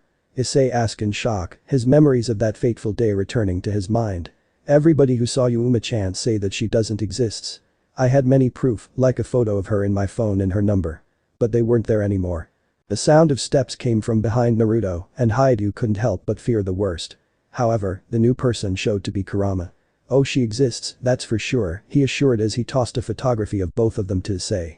Her real name is Raynare and is a fallen angel. Issei looked in shock as he saw him and Raynare, laughing together. This is. Suddenly, a loud thud could be heard. Haidu stopped midway, his mouth closed quickly as his eyes lost every sign of consciousness. In a second, he was lying on the ground. Ara, I think I've exceeded in my strength. Kurama growled as he noticed the figure of the beautiful queen of Rias standing a few meters from them, her buxom body highlighted under the moonlight. She was now wearing a traditional Maiko attire, consisting of a white haori with red accents, a red hakama, and a pair of zmurai with white tabi. "What are you doing here? Don't you see that we were in a meeting?" Unfortunately for him, Akeno seemed to be ignoring him completely. He looks really good, she thought as her violet eyes were looking directly into the Phoenix's own. "Oh. Your hand has been hurt," she suddenly exclaimed, putting a hand on her mouth to cover her sly smirk. "Akeno-san, I don't really understand why Rias has sent you to spy me. And, at least, you should have waited until I finished explaining everything to Issei," the teen said, frowning at the look of lust in her face. The queen smirked at him. "Oh? Who said that but you sent me? I was just looking for you, Naruto-kun." Kurama felt more annoyed as he heard that, but what she did after made both blush. The QB in embarrassment and Naruto, well, let's say he was embarrassed too. The queen had walked to him, her hands immediately took Naruto's wounded palm and put it on her left breast. He could feel the extremely soft skin thanks to Akeno's movements, and his palm was now under the cleavage of the Maiko attire she was wearing. Flushing, Naruto felt an immediately relief coming to his wound. "Why? I'm a phoenix. That means that I only needed more time to pour one of my tears on my wound." Imajima giggled lustfully for a second, licking her lower lip with her tongue. I don't know, my body acted on his own," she said, almost giggling again as she saw Naruto's nervous blush. "But you really seem tired from the previous fight, maybe you need more of my powers to heal fully." The QB, recovering from the previous surprise, snorted loudly, his attempts to call the attention again ignored by Akeno. "Search another excuse to fuck with Naruto-sama because he's in perfect condition. Besides, he doesn't need you or Rias to heal his body. His own power is enough." Naruto grew more uncomfortable at the mention of having sex with Akeno, but he didn't complain about it either. He wasn't a pervert, but he did like the feeling of her tits. However, he needed to act fast. Issei was unconscious and he'd have to carry him to his home. "Akeno-san, I really need to take Issei to his room. I promise I'll visit Rias-chan tomorrow, but for now." He was interrupted, however, when the girl pushed her breast on his chest.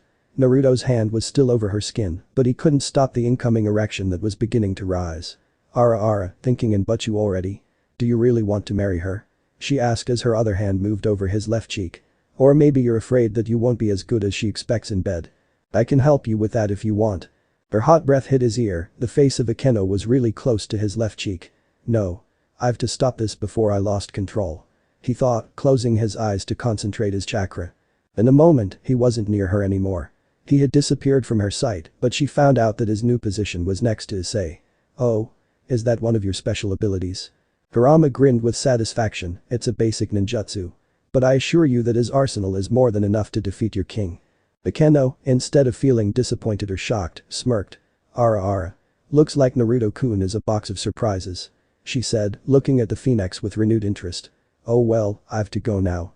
But don't be late tomorrow, Butchu will be waiting for you." With a wink, the beautiful woman summoned a magic circle and disappeared through it. Naruto sighed in relief, his eyes diverting to his knight. "Phew, that was a close one. Anyway, why did you had to lie? We both know that my chakra level is lower than a simple chunin." The QB nodded seriously. "Hi, but don't you remember what the ninja said about the art of deception?" There was an expression of realization in Naruto's face, who couldn't help but smile in surprise. "Very smart, good, we're taking Issei to his home. I've seen it before so it won't cost us a lot of time to find it." Kurama nodded, tossing Issei behind his back. In a second, the blonde summoned a black and blue circle under his feet. One blink, and both were gone. The legend of the Bael Child. "Wake up or I'll kill you, wake up, or you'll be cut into small pieces." Issei lazily extended his hand and turned off his tsundere alarm, his mind slowly begun to remember the previous events. He thought that it was a dream, a very real one. However, this time, nobody he hasn't died in it, thanks to Naruto and Kurama appearing to talk with him about Yuma Mono. Maybe that was a sign of something to come. That could be an answer, but why both teens were in his dream then? Yawning, Haidu sat on his bed and rubbed his closed eyes. Then, standing up, he went to the door, but he stopped midway as a voice called him from behind. "Hey, open your eyes, pawn." Immediately, Issei froze up. His eyes shot open and his heart thudded once. Turning around, he gasped in shock. There, with his back leaned against the window of the room, was the retreated teen. What? Kurama-san. The QB snorted silently. Finally. I thought I was going to die of boredom here. Haidu didn't move an inch, his mind trying to interpret why that guy was in his room. No way. "Arug?" he begun asking, but he stopped midway as he noticed the look of pure hate that Kurama was sending to him. "Don't be stupid, kid. I've just arrived an hour ago. Now, do me a favor and shut up." Issei immediately nodded, his mouth almost let a sigh out in relief. "Good. Listen, what happened yesterday wasn't a dream. That fallen angel, the imminent danger, everything was real." Issei gasped once again, his eyes widened in shock. It was but I remember that we were talking, and then I lost consciousness." Kurama recognized a tone of disbelief in the boy's tone and sighed. "He wanted proof, then he'll have some.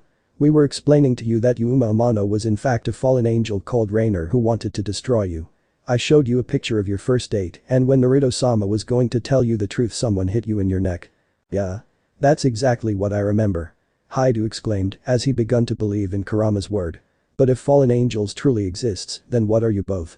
The QB smirked, his sharp teeth gave him a more feral expression. "After classes, wait for us outside the occult research club. Naruto-sama will give you real proof of his powers," Kurama said, beginning to accumulate his own magic.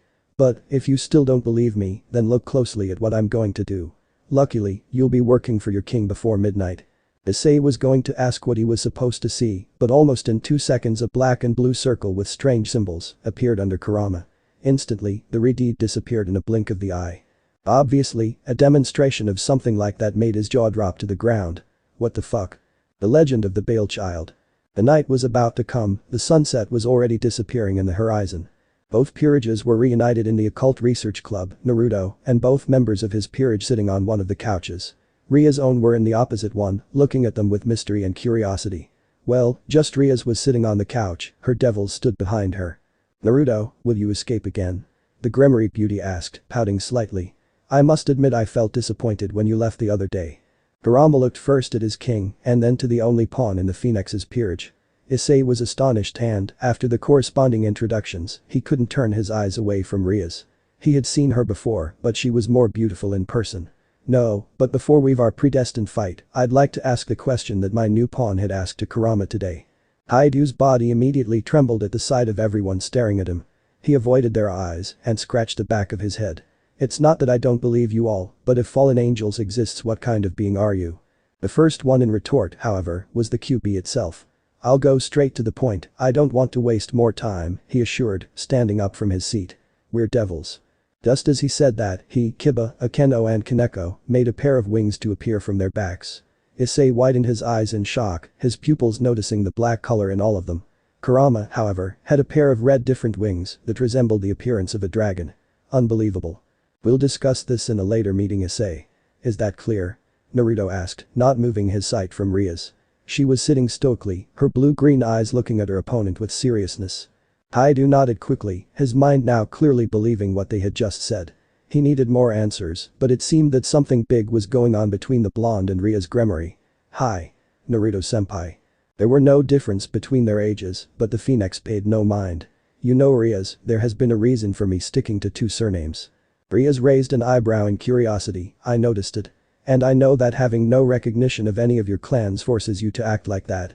"Exactly," Naruto replied, standing from his seat. "Well, let's have this conversation later. We both have a fight to solve." The Gremory nodded, standing as well. With a movement of her hand, she motioned Naruto's peerage to follow her. Kiba, Akeno and Kaneko walking alongside her. Issei, however, was confused. What's going on with those two? He thought, following them silently. Is Naruto-senpai going to have a battle against Rias? But he's a guy. He can't hit a girl. That would be rude. The girls should be treated with care, their body must be touched not damaged. There was a blush on his cheeks as the group exited the occult research club, Kurama being the only one who noticed it. With a thick mark on his forehead, he hit Issei's head. "Ouch. Kurama-san. Why did you?" "Shut up and calm your mind, pervert," Kurama interrupted, his will managed to hit a smirk when he noticed the expression of anger in Issei's face. "You've to pay total attention of what you're going to see." Haidu nodded and mumbled something under his breath. "Stupid demon," he thought, rubbing his head calmly. The group eventually exited the building, their legs took them to the forest's entrance next to the club. It was a perfect site for their fight, since nothing was going to interrupt them. Both fighters stood quite a long distance from each other, approximately 50 meters. Naruto's and Ria's peerages stood away from them, the two groups standing a few meters from each other. That way, in case of any sign of threat, they would be able to counterattack perfectly. Issei remained close to Kurama, his confusion only being highlighted by the sight of both opponents looking at each other with seriousness. "Let's begin, who would you like to be the judge for this?" Rias asked, totally expecting that Naruto would choose his own knight. Surprisingly, he didn't. Kibayudo. He'll be fair enough. Of course that a choice like that caused confusion and surprise in the Grimory's peerage, but she was the first to recover from her shock. "Kiba, could you?" Slowly nodding, the blonde knight moved forward and stopped a few meters from both fighters. He looked at his Butchu first, but then his sight stopped in Naruto. "Okay, this will be a fight without any limitations. You can use any ability you have to defeat your opponent, but you can't kill each other. This ends when someone loses consciousness or surrenders," Kiba explained, gazing at the Phoenix for a few seconds. "Good. Now, extend your wings." Rias did as Kiba said, and a pair of black bat wings appeared from her back. She didn't restrain them and made them look the most intimidating she could. Her wings seemed more darker than the ones from her peerage, and Naruto couldn't help but raise an eyebrow with interest. "Those are nice, like any heir from the Grimory clan should have," he assured, passing a hand through his blonde hair. "Do you remember when we were young and you asked me to show you my wings? Well, how to forget your beautiful face pouting like a puppy." Immediately, Rias blushed and diverted her eyes from him. Did he had to remember that occasion in particular? However, her peerage was having different thoughts right then. They all already knew that she and Naruto had been best friends years ago, but she never told the things they used to do. While Kurama only smirked in amusement, Issei blushed as the thought of Rias' Grimory pouting like a puppy appeared in his mind. If Naruto did known her from so long, then he was a lucky bastard. "In that moment I denied showing them to you, but now I guess I can't escape from that." Naruto looked momentarily at Kurama and Issei and nodded slightly. The QB returned the gesture and immediately begun to channelize his own chakra. Nobody noticed it though, because he was only rising it to prevent being caught in the incoming effect. Witness, the flames of the Phoenix. Just as he said that, from behind his back, a pair of black wings emerged mightily. However, what the entire group saw almost in a second made them gasp and tremble of fear.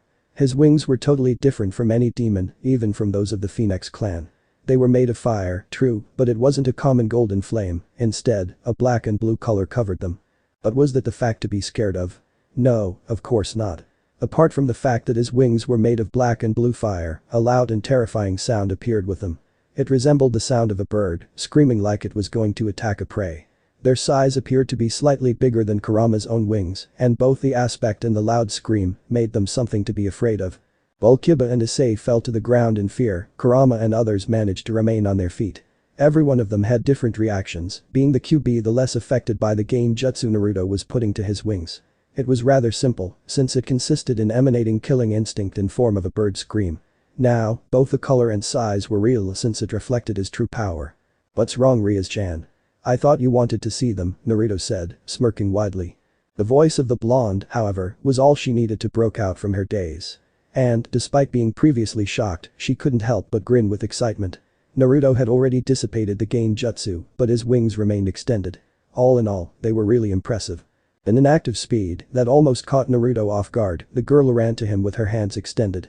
"I wonder what she's planning to do. We both know that she doesn't fight in hand-to-hand combat," he thought, just as his body moved to his side to avoid a ball of black fire flying towards him. Rias stopped midway, her body being covered by an aura of a red energy. She was really powerful, he had to admit that, and the power of destruction was her main attack. However, he couldn't afford being touched by them. If he was, then he'll have serious troubles. Her energy seemed to increase because a black sphere with a red aura emerged from her hands and pointed at Naruto directly. He growled, noticing that she planned to make an attack again. "Damn," he thought, jumping to his side to avoid the impact. However, while he was busy staring at Rias, he failed to notice that a second sphere was going at him. Though, when he realized it, it was really close to him. This attack seemed more powerful yet slower than the previous one, but it seemed like it were attracting Naruto to it. Jumping in the air, the teen avoided being completely destroyed by the attack, but a powerful light engulfed his body. Covering his eyes with his arms, he couldn't dodge the incoming kick that Rias sent to him, and that made him collide with the ground. Just in the same time he touched the ground, a small crater appeared under him. The Grimory descended from the air to the ground, her smile only growing bigger as she saw the unconscious figure of Naruto Bael Phenex lying in the ground. However, there was something wrong in there. Was he so weak? No, that couldn't be true. Even if her kick was powerful, her strength didn't compare with Kaneko, and the others had felt that Naruto possessed much more power than that. Meanwhile, the others were astonished. Kiba was now on his feet, his legs took him closer to the impact area. Kaneko was impressed with Ria's quick victory, but she also felt a bit disappointed of the blonde display of power. She really thought that he was a powerful demon. Akeno, however, was looking at Kurama, who only gestured her with a wide smirk. Issei looked from the QB to Naruto, and then to Kurama again. His eyes didn't believe what he saw before. Hey, relax kid. This isn't over yet, the Redeed said, holding his smirk as he noticed that both Rias and Kiba were looking at his king. But before Haidu could ask, everyone saw that the unconscious figure of Naruto disappeared with a puff of smoke. Rias and the others widened their eyes, Udo jumping backwards to look at his surroundings in search of the Phoenix. However, he didn't find him. Ria's move turned her head in every direction, her eyes trying to search for the Phoenix's figure. Here I am, Rias-chan. The new source of his voice alerted her senses, which forced her to look ahead. There, in the distance, was Naruto with his black and blue wings. However, a new aura of black and blue energy was surrounding his body. His right hand moved in front of his chest, the palm accumulating his power of destruction. There, almost immediately, a sphere of the same color appeared from his extended hand and shot at Rias with incredible speed. How fast? She shouted, protecting her body with her powerful aura. Naruto grinned archly and continued to shot his attacks. His Bael's power was more destructive and faster than the Gremory's own, but also it possessed a bit of his fire natural ability. What's wrong? This is nothing. I'm doing the same that with my wings. And that explained everything. It wasn't his pure power of destruction, because it would be much slower. In fact, Naruto was combining both clans' abilities in one powerful attack that threatened with defeat Rias. However, the only thing she could do in that moment was to protect herself with her natural Gremory's aura. The attacks impacted with the shield, making a loud sound with every collision. And the enormous speed the attacks had prevented her from dodging them or to summon a quick shield. But, despite the power he showed to her, his energies quickly depleted and he fell to the ground panting from the exhaustion. Rias dropped to her knees, her hands touching the ground as she tried in vain to recover her breath. Such power was something to be really scared of if they had a rating game. I guess this is a tie, Naruto said, as he continued to tremble on the ground. Rias giggled weakly, her own body charging some power to make a final attack. I'm really sorry Naruto-kun, she started, standing up in a surprisingly shown of stamina. But I've to do this. Trust me, there's no other way.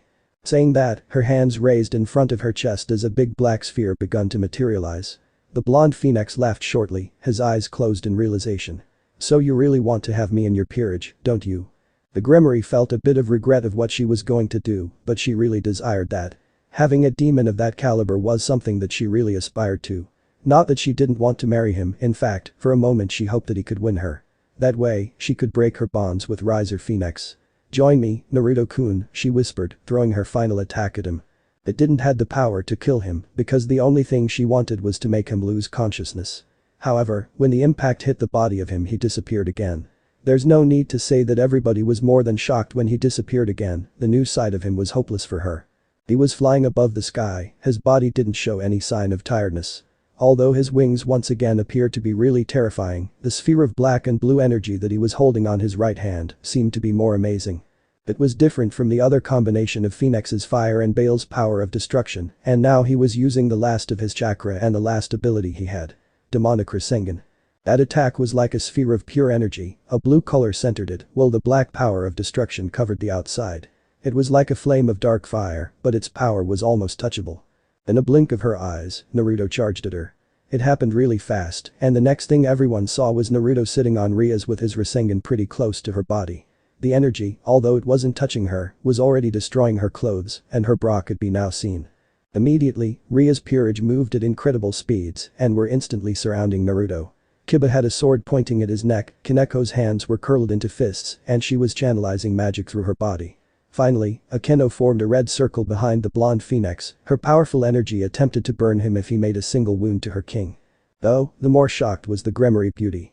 Naruto's blue and calm eyes were now porting a great change, in where they were slitted and red, he really looked like an animal, and even his eyebrow were curled with anger. However, instead of finishing her, the blonde retired his energy in a few seconds, his wings disappearing from any sight and his eyes returning to normal.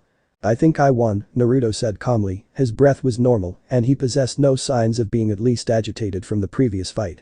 The three members of Rias' Peerage slowly lowered their guard, their attentive eyes taking notice of how the blonde helped her to stand up. Rias, however, couldn't stop looking at him. How powerful was he? And his power of destruction seemed to be more effective than her own. But, eventually, her mind forced her head to nod in agreement. You did, how? She started, realizing that every sight was on Naruto. It doesn't matter, the fact is that you won this fight and our bet. Way to go Naruto-sama. You were incredible. Kurama assured, gaining a nod from Issei who had his mouth opened. His mind couldn't comprehend what he had seen, but the QB had said that that was the power of a true king. Naruto scratched the back of his head with nervousness, the previous seriousness of the fight already being forgotten. Thanks, but you fought really well too. Rias-chan, the power of destruction is strong in you. Rias ignored his words however, and continued to stare at him. You won the bet, she said, moving closer to him until her chest was pressed against his own. Do you realize what this means?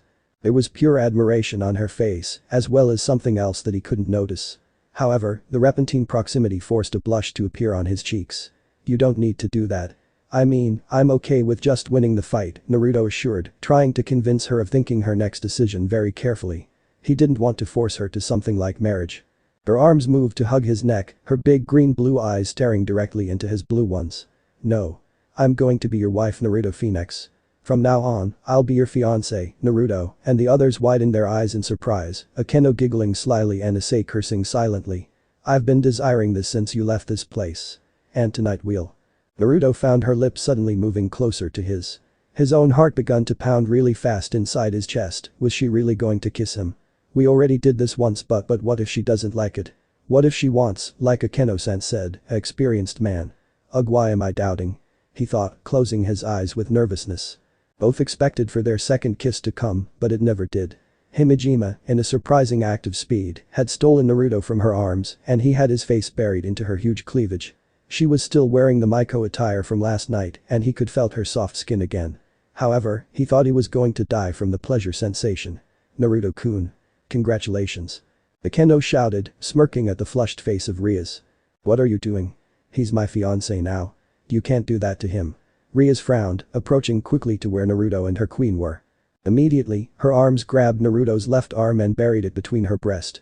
Naruto took a deep breath when the impulse released him from the soft prison, but flushed when he noticed what Rias was doing. Ara. He's not yours until he defeats your former fiancé in a fight. Akeno replied teasingly, doing the same that the Grimoire did with his other arm. However, in that moment the blonde gasped in surprise and stared at the crimson-haired beauty. Don't tell me that you're. I am, but not for long. I'll tell Onisama that you'll be my husband and that will break the contract, Rias explained quickly, trying to avoid any further conflict between Naruto and his cousin. Akeno, finding that an opportunity to incite Naruto, spoke. But Riser won't be pleased when he finds out that Naruto-kun is going to be her. Riser Phenex? He interrupted, looking at Himejima with shock. She nodded with a sneaky smirk, it was happening like she planned. I see so, this is my chance to make my return known in the underworld, he said, noticing that Kurama agreed with that. Issei, however, was more confused than before and remained silent. Okay, listen up. From now on my name is Naruto Phenex. Dadabeo. And I'll defeat Riser at any cost. Of course that acclamation surprised everybody, but as they were distracted with Naruto's speech, every one of them failed to notice the figure who had been looking the entire fight with extreme interest. It was a beautiful girl, though her appearance was hidden in the dark of the imminent night. She was standing on the branch of a nearby tree, her eyes delighted with a blonde man who showed a great power to the group of devils reunited below her. He's really interesting. Not to mention handsome Naya. Maybe I have found my destined mate Naya. Her voice echoed through the empty forest behind her. But in an instant, she wasn't there anymore. A few days had passed since Naruto and Rias fought in their engagement battle. Everything returned to normal, and even the Phenex and his knight had been assisting to classes much to their female classmates' joy. Thanks to the Grimoire beauty, she had managed to give her fiancé the abandoned club of music. Not that they used it to play any instrument, but it had good space for their meetings. Issei, on the other hand, was now working for the Blonde King. He went out twice to get his first contract, but due to certain causes he wasn't able to achieve them. His clients, however, were satisfied with his work and wanted to make a contract with him in another occasion. There's no need to mention that Naruto was really surprised. Both him and Kurama had managed to get 30 contracts each of them, the majority consisted of pretty and lonely girls who wanted a date with a handsome guy. However, their souls wasn't enough to ask for sex. And both devils were grateful that didn't happen, since Naruto was now engaged and Kurama, well, let's say that he was just waiting for the right woman to lose his virginity. Now Naruto didn't stay with Rias alone since that night, due to that Peerage was always near her. Akeno was the most teasing with the blonde and she seemed to like him. Much more than that perhaps, since she always liked when he blushed at her actions or touched her breasts. All in all, the Grimoire lady was jealous of that. Currently, the crimson-haired girl was looking the sunset through her window, her long hair blew slowly with the wind. She had a hand on her cheek, the memories of her past were filling her mind with nostalgia. Ara, thinking in Naruto-kun already? Rias kept her side in the landscape ahead of her, but she managed to answer. Hi, he has been in my mind for some time now, the Gremory assured, ignoring the sly giggle of her queen. His power really surprised me, and the fact that he used those copies of himself is unbelievable. Oh? So you didn't notice it? The question came almost immediately, the black-haired girl smirking in delight. The Gremory, however, turned her head slightly to the side. Her pretty blue-green eyes looked at Akeno with confusion. What do you mean? Well, everyone noticed his lack of power, Akeno explained, waving a hand in front of her face with disappointment. I can tell that he was holding back with you. I don't know why, but I felt some kind of weird magic coming from behind his back. Do you really ignored it? Her king widened her eyes with surprise, really? She asked, turning completely to gaze at Akeno. Her expression turned into one of realization and sadness. But why? Imajima sighed in resignation, her hand tapping her lips twice. Well, it's not that hard to find out why. Even if he doesn't show any sign of it, he cares for you deeply. I don't know if it's love yet, but… Are you saying that? Rias interrupted, her cheeks blushing furiously at what her queen said. Akeno nodded with some sort of jealousy, her arms crossed under her breasts. I would have to ask him directly. Though, I like you to keep an eye on that energy behind his back. Maybe that's the real source of his weakness. Just as she said that, Kaneko entered the room. Sorry to interrupt. Both girls gazed at the petite devil, the Gremory's lips curling into an excited smile. Kaneko. Please tell me that you made any progress in finding Naruto's house. Much to her dismay, Taoju shook her head slowly. No. And not even Kiba-san could follow his trace. Looks like Naruto-kun is very sneaky. Akeno assured, giggling at the frustrated expression in Ria's face. It was like that since he made his presence known to her. She had sent all of her Peerage's member every day to try to find his home, but with no avail. He was like a ghost who disappeared after classes ended. Letting out a sigh of resignation, the female king turned her body and looked through the window. There was another option to meet him in private, and that will have worse consequences. However, it was her last option even if the entire underworld and the Kuo Academy students find out her engagement with Naruto. She will have to go out on a date with him, risking their secret engagement to be known by everybody. The legend of the Bael Child. Hey. Are you okay? There, on the ground, was lying a young nun with a veil on her head. She seemed to be approximately around Issei's age, though he couldn't guess since her face was hidden from his sight. I stumbled again, she had a pretty voice, much like her feminine figure. Haidu helped her to stand up, his hand pulling her from the ground. Oh, I'm sorry. Arigato gozaimasu. Immediately, the wind removed her veil. Issei gasped as he noticed how beautiful that girl was, with her long blonde hair and green eyes. Her hair flowed all the way down to her back, with split banged over her forehead and a single strand sticking out from the top, sloping backwards. All in all, she was a real beauty to Issei, who couldn't help but blush at her face. Asia blinked in confusion, her green eyes noticed the aspect of the boy standing in front of her. However, her innocence made her think that he was ill. Sir, are you feeling good? Your face is red.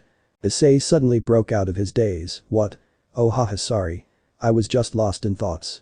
That wasn't a total lie, in fact, his mind was trying to give his heart an explanation of why he was feeling like that. Though, that excuse didn't answer her question, but she quickly forgot about it. Traveling? Not at all. I was just assigned to this town's church, she explained calmly, her voice managed to confuse Haidu again. You must be from here, I'm Asia Argento. Pleased to meet you. She gave him a deep bow, her appearance of nun being highlighted with that action. Issei couldn't recognize it at first, but she was obviously not from Japan. Hi. My name's Issei Haidu. He shouted, returning the same deep bow she gave to him. But, in a few seconds, his back returned to its position. I think I saw a church near here, would you like me to take you there? Asia's face immediately brightened, a happy smile adorned her face. You would? Oh thank you. All of this is thanks to God. Issei blushed once again, an excited grin appearing on his lips for an instant. However, when he saw the rosario hanging around her neck, he couldn't help but feel really uncomfortable. Naruto had explained to him many things in their second meeting, and one of them had been the effects of the light and holy objects. So, obviously, a devil had to escape from touching them or even entering churches. Soon, they begun to walk in direction to the nearest church in the town. No words were spoken between each other, and even if Issei was feeling a bit affected by the pure energy of her rosario, he also didn't care. Her beauty was enough for him to endure any adversity, or so he thought. However, not even when Asia healed a boy's knee Issei's opinion changed of her. Having a sacred gear like him was something that made him more enthusiasm about the fact of being her friend. It was true that he was a devil and she a nun, but it didn't matter if he only offered her his friendship, right? But eventually, they reached their destination. It was an old church, nothing abnormal, but the feeling he was having in that moment made his body shake with fear. Yes. This is the place. Thanks to God. Asia let out a sigh of relief, which Issei thought as a sign that she was relieved that he had to leave. With a sad expression, he lowered his head and turned around.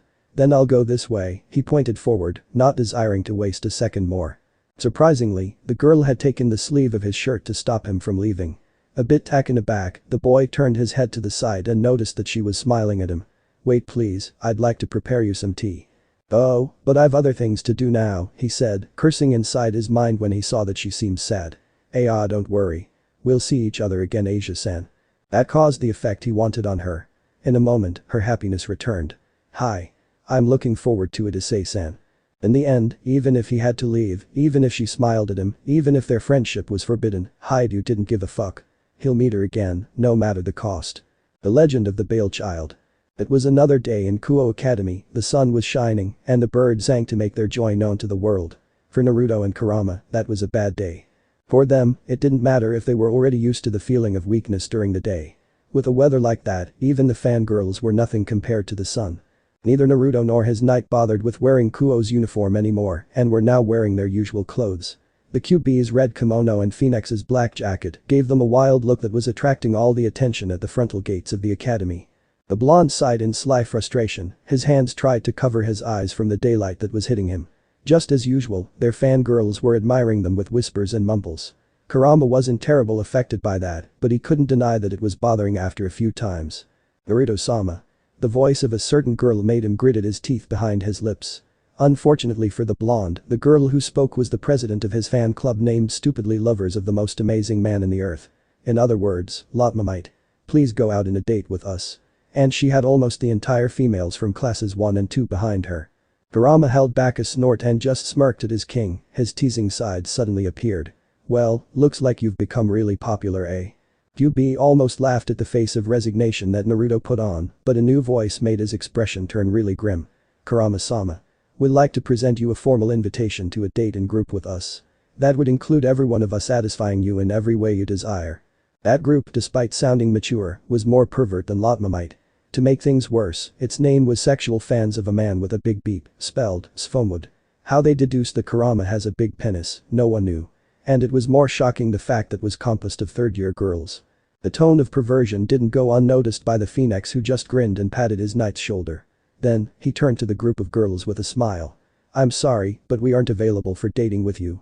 However, instead of just depressing and leaving them alone, both fan clubs asked at the unison. Why not? That took both of them by surprise, neither the blonde nor the retarded teen knew how to answer their question. Although they always escaped victoriously, this time no one had an excuse. Because Naruto-kun is my boyfriend.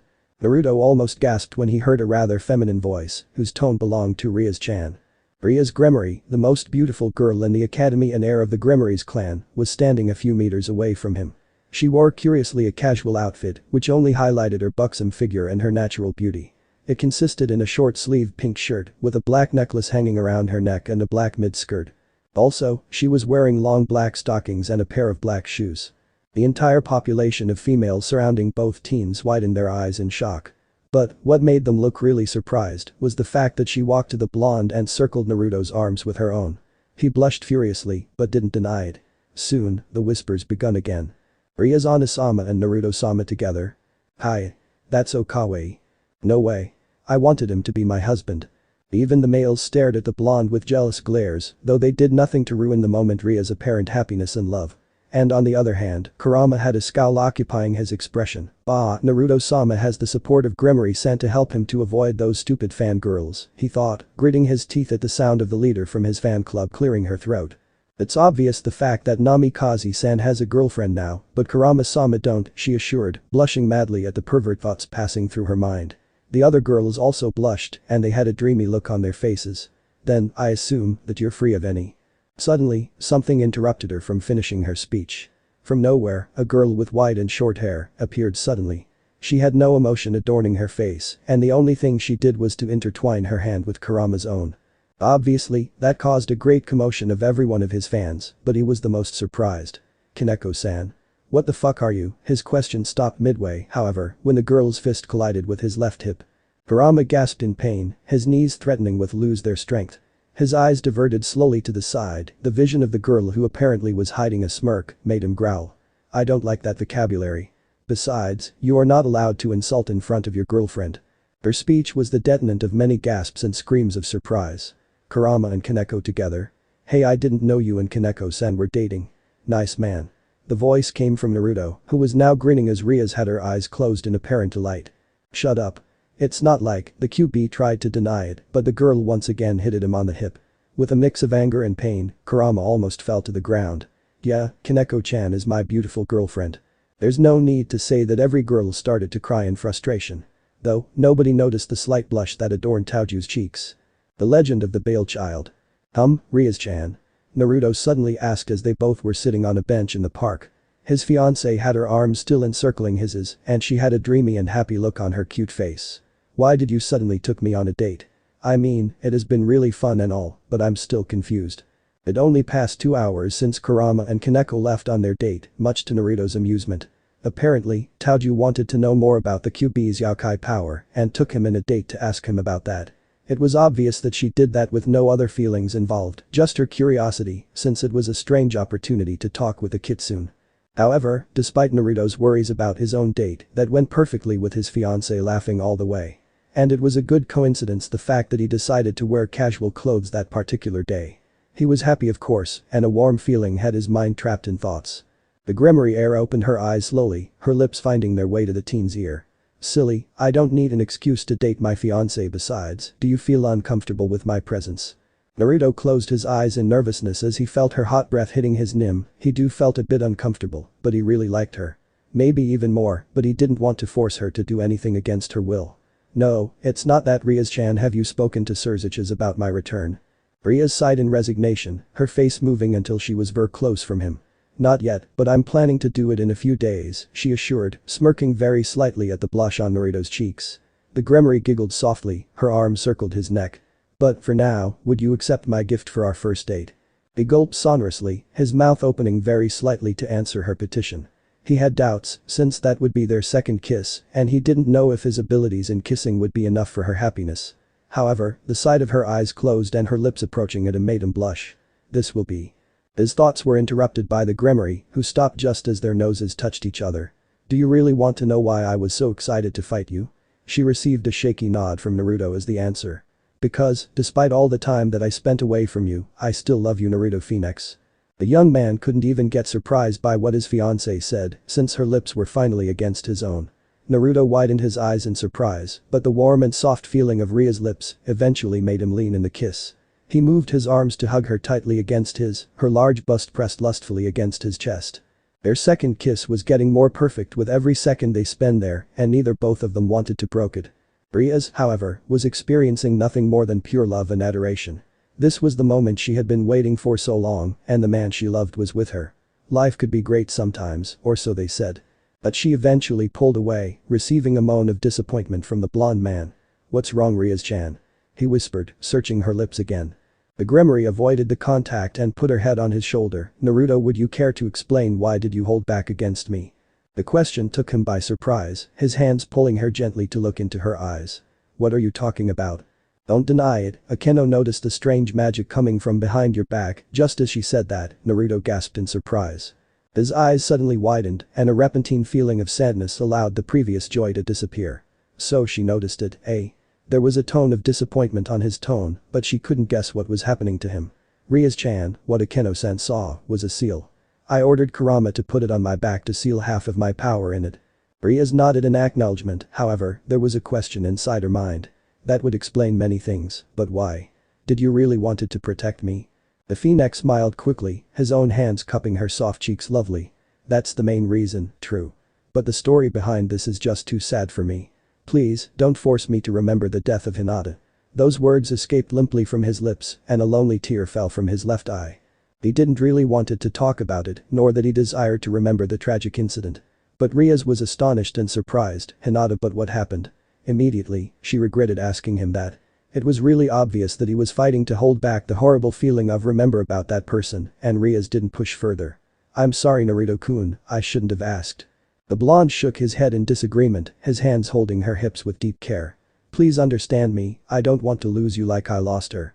She was my only friend during my exile, and seeing her die was just too much pain for me," he explained, briefly remembering the times they spent together as friends. I love you Rias, and I swear I'll do anything to protect you." Rias covered her mouth in both surprise and sadness, the happiness of hearing those 3 words made her forget about everything she heard before. Slowly, her lips moved forward and met Naruto's own in a gentle and tender kiss. The boy quickly returned the gesture, his mind focusing in the amazing sensation of the Grimory's lips against his. Soon, they were lost in their own world of happiness. Naruto-sama. Unfortunately for them, someone had to come and ruin the moment. Slowly pulling away, both of them broke the kiss, a small trail of saliva connected their lips for a second before their eyes locked in the other's stare. Surprisingly, there was a blush on Ria's cheeks, her own eyes shining with a new feeling that made Naruto's heart to melt in astonishment. After all that time, he finally noticed how beautiful she really was. Slowly, his eyes diverted to the side. The new sight of Kurama's desperate face made his body to tremble in expectation. What happened? Where's Kaneko? The QB had his eyes widened in terror as he spoke, never again. I'll never date Kaneko Taoju again. That made both Rias and Naruto blink in confusion, but soon both were laughing at Kurama's poor attitude. The Grimory looked slyly at her lover, his smile making her laugh to stop for a moment to gaze at him with awe. In the end, it was the best date of her life. The legend of the Bael Child. Many events had transcurred after Naruto's and Kurama's dates, and Issei was currently screaming at his king. It seemed that, during one of his contracts, a crazy stray exorcist called Fried Selzen had killed the occupant of the house. Haidu eventually found out that Asia Argento was the man's assistant. Of course that, in her innocence, she didn't know that he was a bad man. However, after the man said that he was going to kill Issei, she begun to cry and beg for Fried to let him live. Unfortunately, the man was too cruel to accept that and hit her cheek with anger. That obviously put Haidu furious, but his strength was too low to fight against an exorcist. Soon, his possibilities of winning were reduced to 0.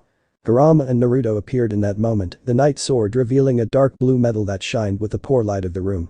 The king didn't attack and allowed his servant to kill Fried with a single blow. However, the man wasn't stupid and escaped immediately.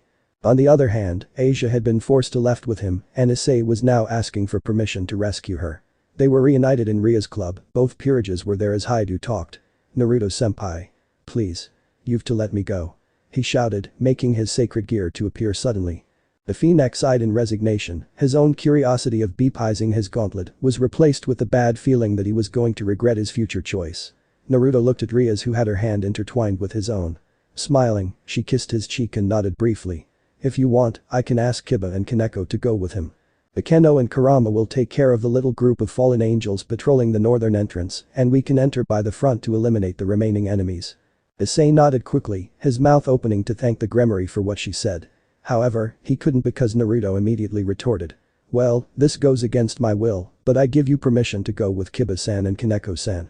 Haidu almost jumped in gratitude, but he managed to thank him with a deep bow. "Arigato gozaimasu." Kiba and Kaneko looked at each other and nodded, a little grin appearing on the blonde's face. "Count with us." Naruto smiled quickly, his eyes taking notice of the pout in Akeno's face. "Why can't I go with Naruto-kun? That would be really interesting." Her sultry tone didn't go unnoticed by Rias, who just smirked and kissed the man's lips with a moan of pleasure. Issei looked at Akeno and blushed, a perverted expression occupying his face.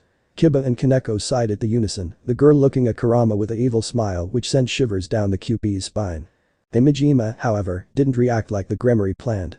Instead of getting angry, she just liked her lips at the sight of Rias challenging her. "Enjoy it as much as you can, but you Naruto-kun will be mine in the end," she thought, covering her expressions behind a smile. The Phoenix was surprised by the kiss at first, but when she pulled away he couldn't help but blush at her happy expression. However, that lasted only for a moment before his old self returned again. "Okay, listen up people. We're leaving in." Suddenly, for the shock of everyone, Naruto disappeared from their sight. In where he was standing now there was just Rias blinking in confusion, her head searching everywhere. Haidu rubbed his eyes in disbelief before speaking, "What the?" "The legend of the Bael Child." Naruto slowly opened his tired eyes, his hand reaching his hair to scratch it. He had a minor headache, but apart from that he was fine. However, the previous memory of him in a meeting made him widen his eyes in surprise. The first vision he obtained through his pupils was the figure of a young girl sitting over him. She was pretty, her long black hair falling down until her hips and grey eyes along with a cute face highlighted her developing beauty. She wore a black gothic Lolita fashion, which was really weird for Naruto. Despite the first impression and their apparent position, there was nothing more than calm on her expression. The Phoenix didn't notice any sign of confusion, evilness or anything on her face. She possessed an air of curiosity, but it seemed well covered under a mask of seriousness. The Phoenix blinked slowly for a minute, but the expression in the girl's face didn't change. May I ask, who are you? What am I doing here? My name is Ophis, she simply said, gazing at the teen with the same seriousness than before. I've been also called Ouroboros, the infinite dragon. Naruto gasped at that revelation, his body trying to get free from his prison. Well, he wasn't tied or something like that, but having one of the most powerful creatures over him made him grow uncomfortable. Seriously? She nodded as she put her hands on his chest to support her little body. Then, why am I here? I brought you here through teleportation, Ophis assured, using a tone that made it look really normal to her. I've been watching you for a long time, Naruto Phenex, and I've to say that I was really disappointed when that yokai sealed your true powers. He thought in getting shocked by what she said, but once again she was Ouroboros. He had heard many stories of her, and they said that Ophis can travel through the dimensional gap. In the end, it didn't surprise him if she knew his entire life. What do you care about that? You know nothing about me. Those proved to be very wrong words, and he didn't even notice when Ophis grabbed his neck and squeezed it tightly. Don't talk to me like that. I can end your life with a single finger if I wanted to, she said, making Naruto choke in pain at the strength applied to his neck. Ophis released it, and soon he was breathing quickly to recover his breath. Anyway, you're here to learn the truth about your hidden heritage. Naruto coughed a few times before asking, what are you talking about? Don't you ever wondered why the leader of the Bael clan forbid your mother to leave their mansion? Or why no man could approach to her? Ophis asked, almost smiling when she noticed the confusion on the blonde's face. But, before he could form a question, she continued. Lord Bael was afraid of your mother because she was the daughter of Great Red, the Apocalypse Dragon. The man immediately widened his eyes at what she said, his own mouth opening to ask what appeared suddenly inside his mind. What? But how? It were lustful thoughts that make him had sex with your grandmother. She also participated on it, and he planted his seed inside her. Soon, after 9 months, Kushina Bael was born. She resumed most of the story, since Naruto was too confused to understand everything. It was okay, she had time to explain it with all details. Your uncle found it after a few years when they were sparring in a friendly match, and the power that your mother used was far greater than any super devil of the underworld. Naruto gasped once again at what she explained, his eyes narrowing in confusion. If that is true, then why she didn't tell me? Maybe because she wanted to wait a little longer. She had never met her father in person, but Kushina wanted to talk to him, Ophis explained, approaching her face until her lips were kissing Naruto's nose. I hate him for stealing my home. I want to destroy him, but I do not oath his offspring. I don't hate you, Naruto. In fact, I found you quite interesting. The blonde blushed at the contact of her soft lips, pressing gently against his nose, but he didn't complain about it either. He was more worried about the newly revelations, so that means that I are. Hi, she answered, pulling half an inch away and grabbing his cheeks with her hands. You're Great Red's grandchild. You have dragon blood running through your veins. Naruto's heart stopped beating for a moment, his cheeks blushed furiously with both surprise and embarrassment. Just after revealing the truth to him, Ophis did something that he wasn't expecting. Taking his momentary shock, she had approached her lips to him until both were sharing a soft kiss. Of course that his first reaction was to widen his eyes, then, he tried to pull her away from him. However, his body didn't respond to him. In fact, it was like the dragon held him in place. She begun to increase the passion of the gesture, cupping his cheeks with her bare hands. Ouroboros seemed to be completely calm about it, since her eyes were closed and she didn't make any sound. Though, no sign on her face showed that she was being affected emotionally by the gesture. In fact, if you looked closely, you could have noticed that she was doing something with her hands, though Naruto didn't realize it. On the other hand, when Naruto was beginning to feel desperate, something broke inside him. Suddenly, a sharp pain came from the point the seal was placed, and he closed his eyes in ache. Ophis's mouth prevented him from letting out a cry, but he couldn't help but try to focus in the embarrassment he was feeling to avoid thinking in the pain. However, the horrible feeling soon disappeared. Taking its place, a warm sensation invaded his body and an old power returned to him. What's going on? He thought, noticing that his old strength had completely returned to him. And despite what he felt at first, the calmness of his ancient energy soon flowed through him and relaxed his nerves. Soon, he was returning the kiss without even thinking in the consequences of doing that. But, as soon as he'd begun to forget about his surroundings, Ophis pulled back suddenly. A thin thread of saliva connecting their lips until she was a few meters away from his face. Naruto immediately regretted doing that, but in the girl's face, there wasn't a single trace of regret, nervousness, embarrassment or even a simple blush. She was serious like at the beginning, and her hand reached to clean her lips. "How was that?" Ophis asked, moving her hands until they were on his chest. "Ibaka. Do you realize what you did?" Naruto answered, turning his sight to a side to avoid her stoic expression. "I'm Engag." Her face immediately reached his lips again, silencing him with superior command. Her tongue won a weak battle against his, and soon she was exploring his mouth victoriously. However, she broke the gesture after 5 seconds. "Don't misinterpret things, Naruto Phenex," she said, noticing that he wasn't looking at her. Using her hands, she turned his head until their eyes locked again. "That kiss didn't mean anything to me, and my only goal was to give you my blessing. Oh, and, apart from that, I broke your seal." Naruto gritted his teeth, the thought of kissing a loli made a bit of shame to appear inside his mind. "What is that blessing of yours? I'm a devil. I can't receive the bless of someone." The dragon almost raised an eyebrow at his own words. No, this is different.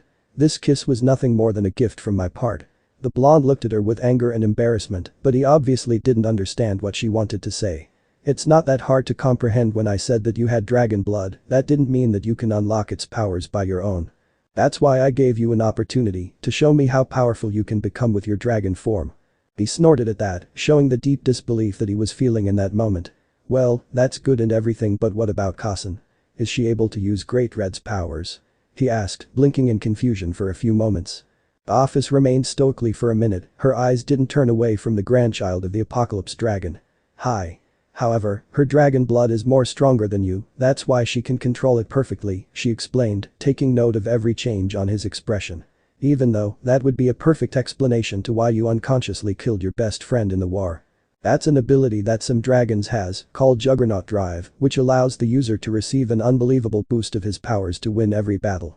Though, even if you were stronger enough without it, your anger forced that energy to control your mind.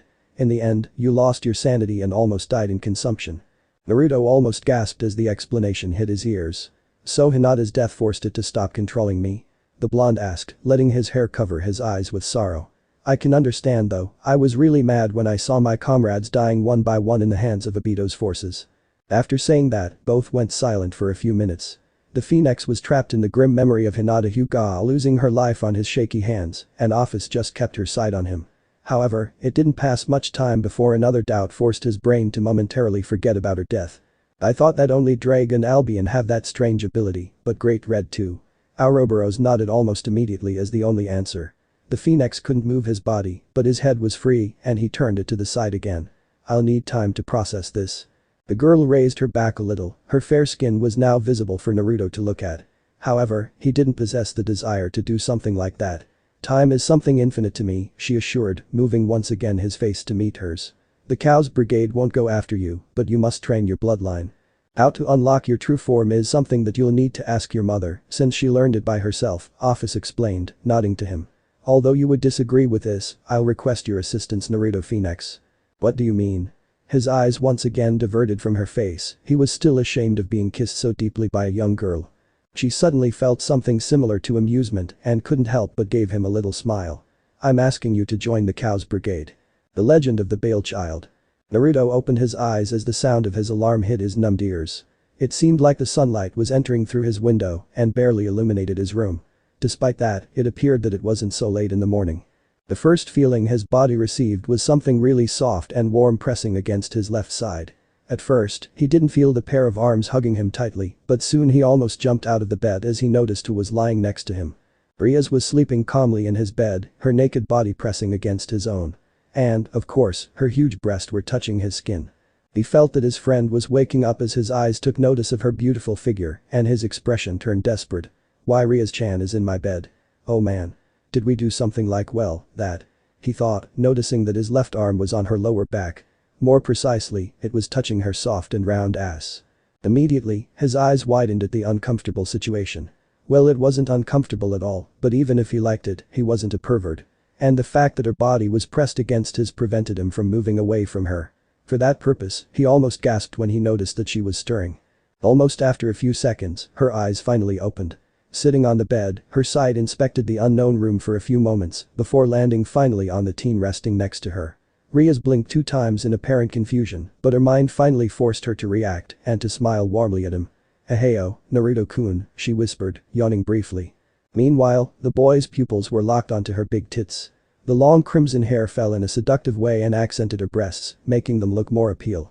But due to that, he failed to notice that her lips were approaching until it was too late. Their lips touched each other, and Rias gave him a tender kiss. Naruto widened at the sudden contact, but soon he was returning the gesture. The kiss, as always, was something soft and lovely that shone the great love and adoration that she had for him. Apart from the fact that he also loved her, how could he resist a such beautiful woman? Rias eventually broke their union, their lips remained connected for an instant before pulling away gently. "I've really missed you, Naruto-kun," the Gremory said, giving him a quick peck. He blushed slightly at her words, but he couldn't prevent Rias from hugging him tightly again. She put her head on his chest, a happy sigh of joy escaped from her lips as she closed her eyes with delight. Naruto was going to stroke her hair, but Rias stopped his movements with her next words.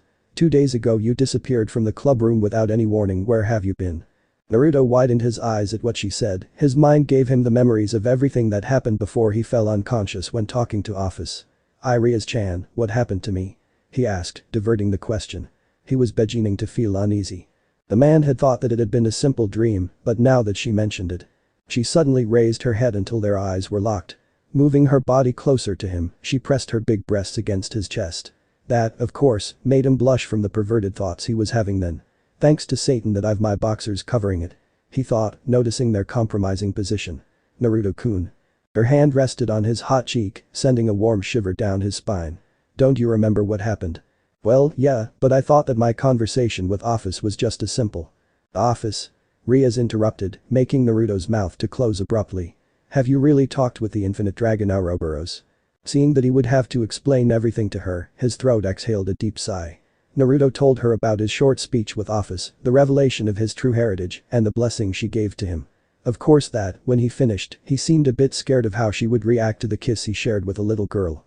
However, instead of screaming at him or getting angry, she just shrugged her shoulders and hugged him more tightly than before. "Whoa, great Red, you said. That's amazing, and it would explain why Kushina-sama was always locked in that castle." She beepized the entire situation quickly, her admiration for her fiancé grew more and more with everything she learned about him. "And? Did you enjoy it? I mean, the kiss?" Naruto shivered noticeably before answering, "What? No. Of course not. She was just a loli." Luckily for him, that seemed the only thing Rias needed to smile again. "Well, that's good since I'm sure that you prefer my kisses rather than any powerful dragon, right?" Noticing how quick the nod was, she couldn't help but giggle. But soon enough, her good mood wavered a bit. "A lot of things happened in these days, Naruto-kun. First of all, Issei failed to rescue that little nun from Raynare. Poor Issei, I didn't meet her, but she must have been a good girl," Naruto assured, his expression suddenly turning sad. Rias smiled brightly and touched playfully his nose. "Oh, don't worry. She's fine and currently living with him." The blonde once again widened his eyes and opened his mouth to ask for an explanation, but she answered before he could do so. "I never said that Issei had lost the fight. In fact, thanks to Raynare's defeat, I could reincarnate her as my bishop." Naruto immediately grinned at her answer, his pride for Issei grew more with that short story. "So Haidu beat a fallen angel with his bare hands, huh? That's pretty impressive, but he will need more training. I can't let my peerage down." The girl couldn't help but blush at the determination in the blonde's eyes, her mind giving her another reason to provide him any support he could need. "I'll help you and your peerage to become stronger. After all, you're my fiancé." "Rias," he whispered, gratefully surprised of what she offered to him. Smiling warmly, he kissed her forehead. "You've done a lot for me since I came here, and I don't know if I can do something to compensate you for your help." She suddenly sat up on the bed, her legs moving quickly to accommodate her body over his own. He was going to ask what she was planning to do, but the sudden contact between his covered sex and her own made him blush furiously. Gasping, he gazed over at her naked figure. Damn, she truly looked like a goddess. There's a way you can retribute me for my efforts." Naruto diverted his eyes from her naked body and tried to suppress the urge to take her right there. "What do you mean?" he asked, noticing that she was leaning closer to him. Stopping next to his ear, her hot breath hit his nim. "You already know the answer, Naruto-kun." In a moment like that, any normal man would have succumbed to the temptation of having a true beauty on him. However, the Phoenix almost pat himself on the back for his efforts on resisting the urge. "Rias, he started, moaning slightly as she bit lustfully his ear. "Oh man, if this goes further I won't be able to." His thoughts were interrupted, however, by the sound of a masculine voice coming from next to the bed. What are you doing, Naruto-sama? The blonde looked immediately to the right side, his eyes took notice of the figure of the QB standing next to them. Blinking in confusion, his mind suddenly forced his body to pull Rias away. Kurama. Naruto shouted, falling from the bed due to a sudden movement. Kurama raised an eyebrow at the sight of his king, blushing with embarrassment. His ears caught the sound of Rias mumbling something under her breath and he couldn't stop the smirk to adorn his face. However, he kept his eyes on the young blonde. It's good to see that you're okay, but please, avoid mating with Gremory-san until you are married. Naruto's eyes widened at what he said, his feet forcing his body to stand up quickly. Hey. We weren't doing anything like that. He managed to say, before he paled at the feeling of Ria's body pressing against his back. Why do you have to lie? We're unofficially engaged, but this is natural between a couple. The QB almost laughed when he noticed how nervous his king was, but covered it behind a sly smirk. Well, I don't care about your activities with her. But, as an advice, you should get dressed. I want you to tell me everything about Great Red and your true heritage. A single questino formed within his brain. How could he knew about it? However, Naruto never figured out. Oh no, don't tell me that he was spying us all this time. The scary thought appeared suddenly inside his mind and he couldn't stop the incoming shiver that made him tremble. The legend of the Bael Child. Many things had passed since his victory against Raynare and he couldn't be more happier. Asia was living with him, her gentle and beautiful smile was the joy of his days since he met her. His heart always pounded when he was near the blonde and he couldn't stop the blush that covered his cheeks. However, although he really liked her, he didn't know if that was love. After what the fallen angel did to his heart, he didn't want to fall in love so quickly with another girl. Even if that woman was someone as sweet and pure as Asia Argento. Currently, he and his perverted friends Motohama and Mitsuda were standing inside a locker from the girls' dressing room. The fact was that both friends had promised him a VIP seat to peep on the girls if he introduced them one of his female friends. Issei agreed with his partners and gave them Miltan's phone number. Poor idiots, he thought, almost laughing inside his mind at the image of the transvestite and her friends receiving them. Whoa. This is great. Issei whispered loudly, trying to memorize every size of bust that the girls had. Look at those Ophis. Motohama adjusted his glasses with a movement of his hands. See? We told you. Mitsuda agreed with him, even if both of them were behind Issei they didn't need to see. After all, Haidu had given them the opportunity to meet real and hot girls. This is the best place in the whole campus to peep, haha. Issei and Motohama giggled pervertedly, the first cheeks dyed of a slight pink at the glorious sight of the naked bodies of the girls. However, the sudden vision of a certain young student made Haidu gasp with expectation. Kaneko-chan. He whispered, calling the attention of his friends again. She was only on her bra and panties, and her hands moved to unclip the last piece of cloth that covered her breasts from Issei's eyes. Oh. She's so close I can almost see them. He thought, narrowing his eyes to look better. Unfortunately for him, a scream coming from another girl forced Tauju to stop removing her bra. There, standing in the door, was Naruto Phenex along with his knight, Kurama. Now, neither Issei nor his friends knew what was happening, and they feared for their safety. However, the most shocked of the room were the other girls who tried to cover their body from both teenagers' sight. Naruto sighed and gave them a deep bow, sorry if we're interrupting. We'll leave in a few seconds, I promise. His speech didn't go unnoticed by Kaneko, who narrowed her eyes at Kurama. Covering her body, she prepared her fist in case that the kitsune would dare to look at her naked body. She didn't care if Naruto did because he was engaged, and his behavior showed many times his non-perverted intentions. Kurama and his king walked alongside the shocked girls, whose blushes grew redder as they passed next to them.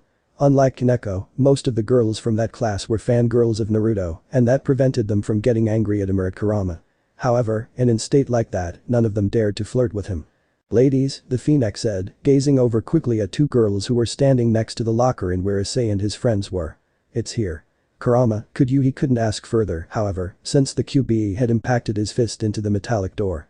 His strength destroyed it, and soon they caught the sight of the perverted trio shaking in fear. What the hell are you doing, Issei? We've training to do. Issei opened his mouth to apologize, but the rough hand of the knight grabbed the collar of his shirt and pulled him out of the locker. Soon, Naruto was smiling.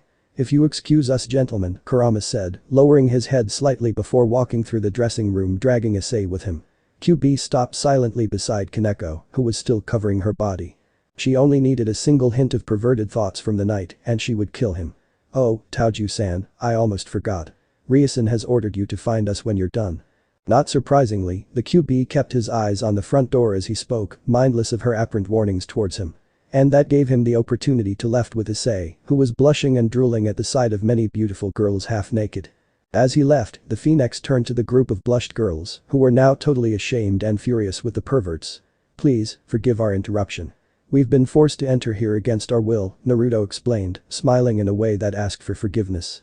Luckily for him, his explanation convinced the group completely. "No, you don't have to apologize, Naruto-sama. We understand," a certain girl reassured him, blushing as she covered her own body with her arms. "I appreciate your understanding, but I'm worried about them." Every female noticed that he was pointing towards the remaining perverts and smirked deviously. "We'll take care of them." Another shouted from behind, convincing the man from letting them in their hands. Nodding, he almost laughed as he left. However, he winced when he heard many yells, imagining the beating that both perverts were receiving. Turning to Kurama, who was still holding Issei by the crook of his shirt, Naruto smiled. "Let's go, we've work to do." The legend of the Bael Child. "Okay Issei, I want you to shoot it again. Can you do that for me?" Haidu stood gawked at the proximity of Akeno on his left side. She had decided to help him, whereas Rias and Naruto worked together, as always. She was surprisingly jealous, but after the truth had been revealed to both peerages, she couldn't avoid that feeling. It was like that the heritage of the blonde phoenix had changed her point of view, and now Akeno wasn't after him just to tease the couple. No, she wanted to taste his real power. The pervert blushed nervously, fixing a stare at her ample cleavage. But he soon shook his head to get rid of those thoughts and tried to concentrate forward again. "Hi. Akeno-senpai. Do your best, Issei-kun," the ex-nun said, running away to bring some refreshments for the group. And again, he couldn't avoid looking at her rear, feeling aroused by her looks. She was truly beautiful, gentle, kind, and he couldn't think in no other woman than her. Maybe, just maybe, he felt something deep for her. Just as Issei pointed his gauntlet to the landscape ahead of him, Himejima turned her head abruptly, looking at how Rias and Naruto were smiling at each other. It seemed that, judging the fact that a huge crater lied a few meters ahead of him, he had just used a bit of his strength. She pouted slightly, gazing over at the Drake's bearer to focus on his training again. It just wasn't fair. Even Kurama, Kaneko and Kiba were having fun with a triple sparring. And however, Himejima was stuck there, with a boy whose perversion knew no limit. Well, Akeno was going to have her prize eventually. It was okay, Rias can enjoy her fiancé for now. "This is unbelievable, Naruto-kun," Rias shouted, smiling at the blonde. "Your power level is almost twice, no, thrice from the last time we fought." The Phoenix grinned as he scratched the back of his head awkwardly, he was surprised as well. "It seems different, more pure, and less tainted." "What do you mean?" Naruto allowed the girl to approach even further until her chest was pressing against his own. He blushed, obviously, but didn't complain. "In the past, when I tried to combine my chakra with a demonic energy, it didn't go as well as I expected. In fact, I think this is the first time that I could merge both energies." Rias seemed surprised for a moment, not to say impressed by his deduction, but she avoided those thoughts and hugged his neck tightly, making his stare to point right into her green-blue eyes. Why there's always something new to find out about you." The Phoenix shrugged at the question, moving his arms until they were on her curvaceous hips. "Does it bothers you?" "Not at all," she answered, approaching her mouth to his. Just as both lips touched each other, she stopped. "Honestly, that's one of the things I love about you." Naruto felt a warm thrill lashing upon his belly as Rias kissed him, and soon he was returning the gesture. Suddenly, feeling surprisingly aroused by her proximity, he kissed her passionately, pushing his tongue inside her mouth. She showed no resistance and allowed him to explore her oral cavity, delighted by the initiative he showed. "Oh, isn't this disgusting? Young love is just what it takes to make me feel sickly," a voice said suddenly, filled with hatred.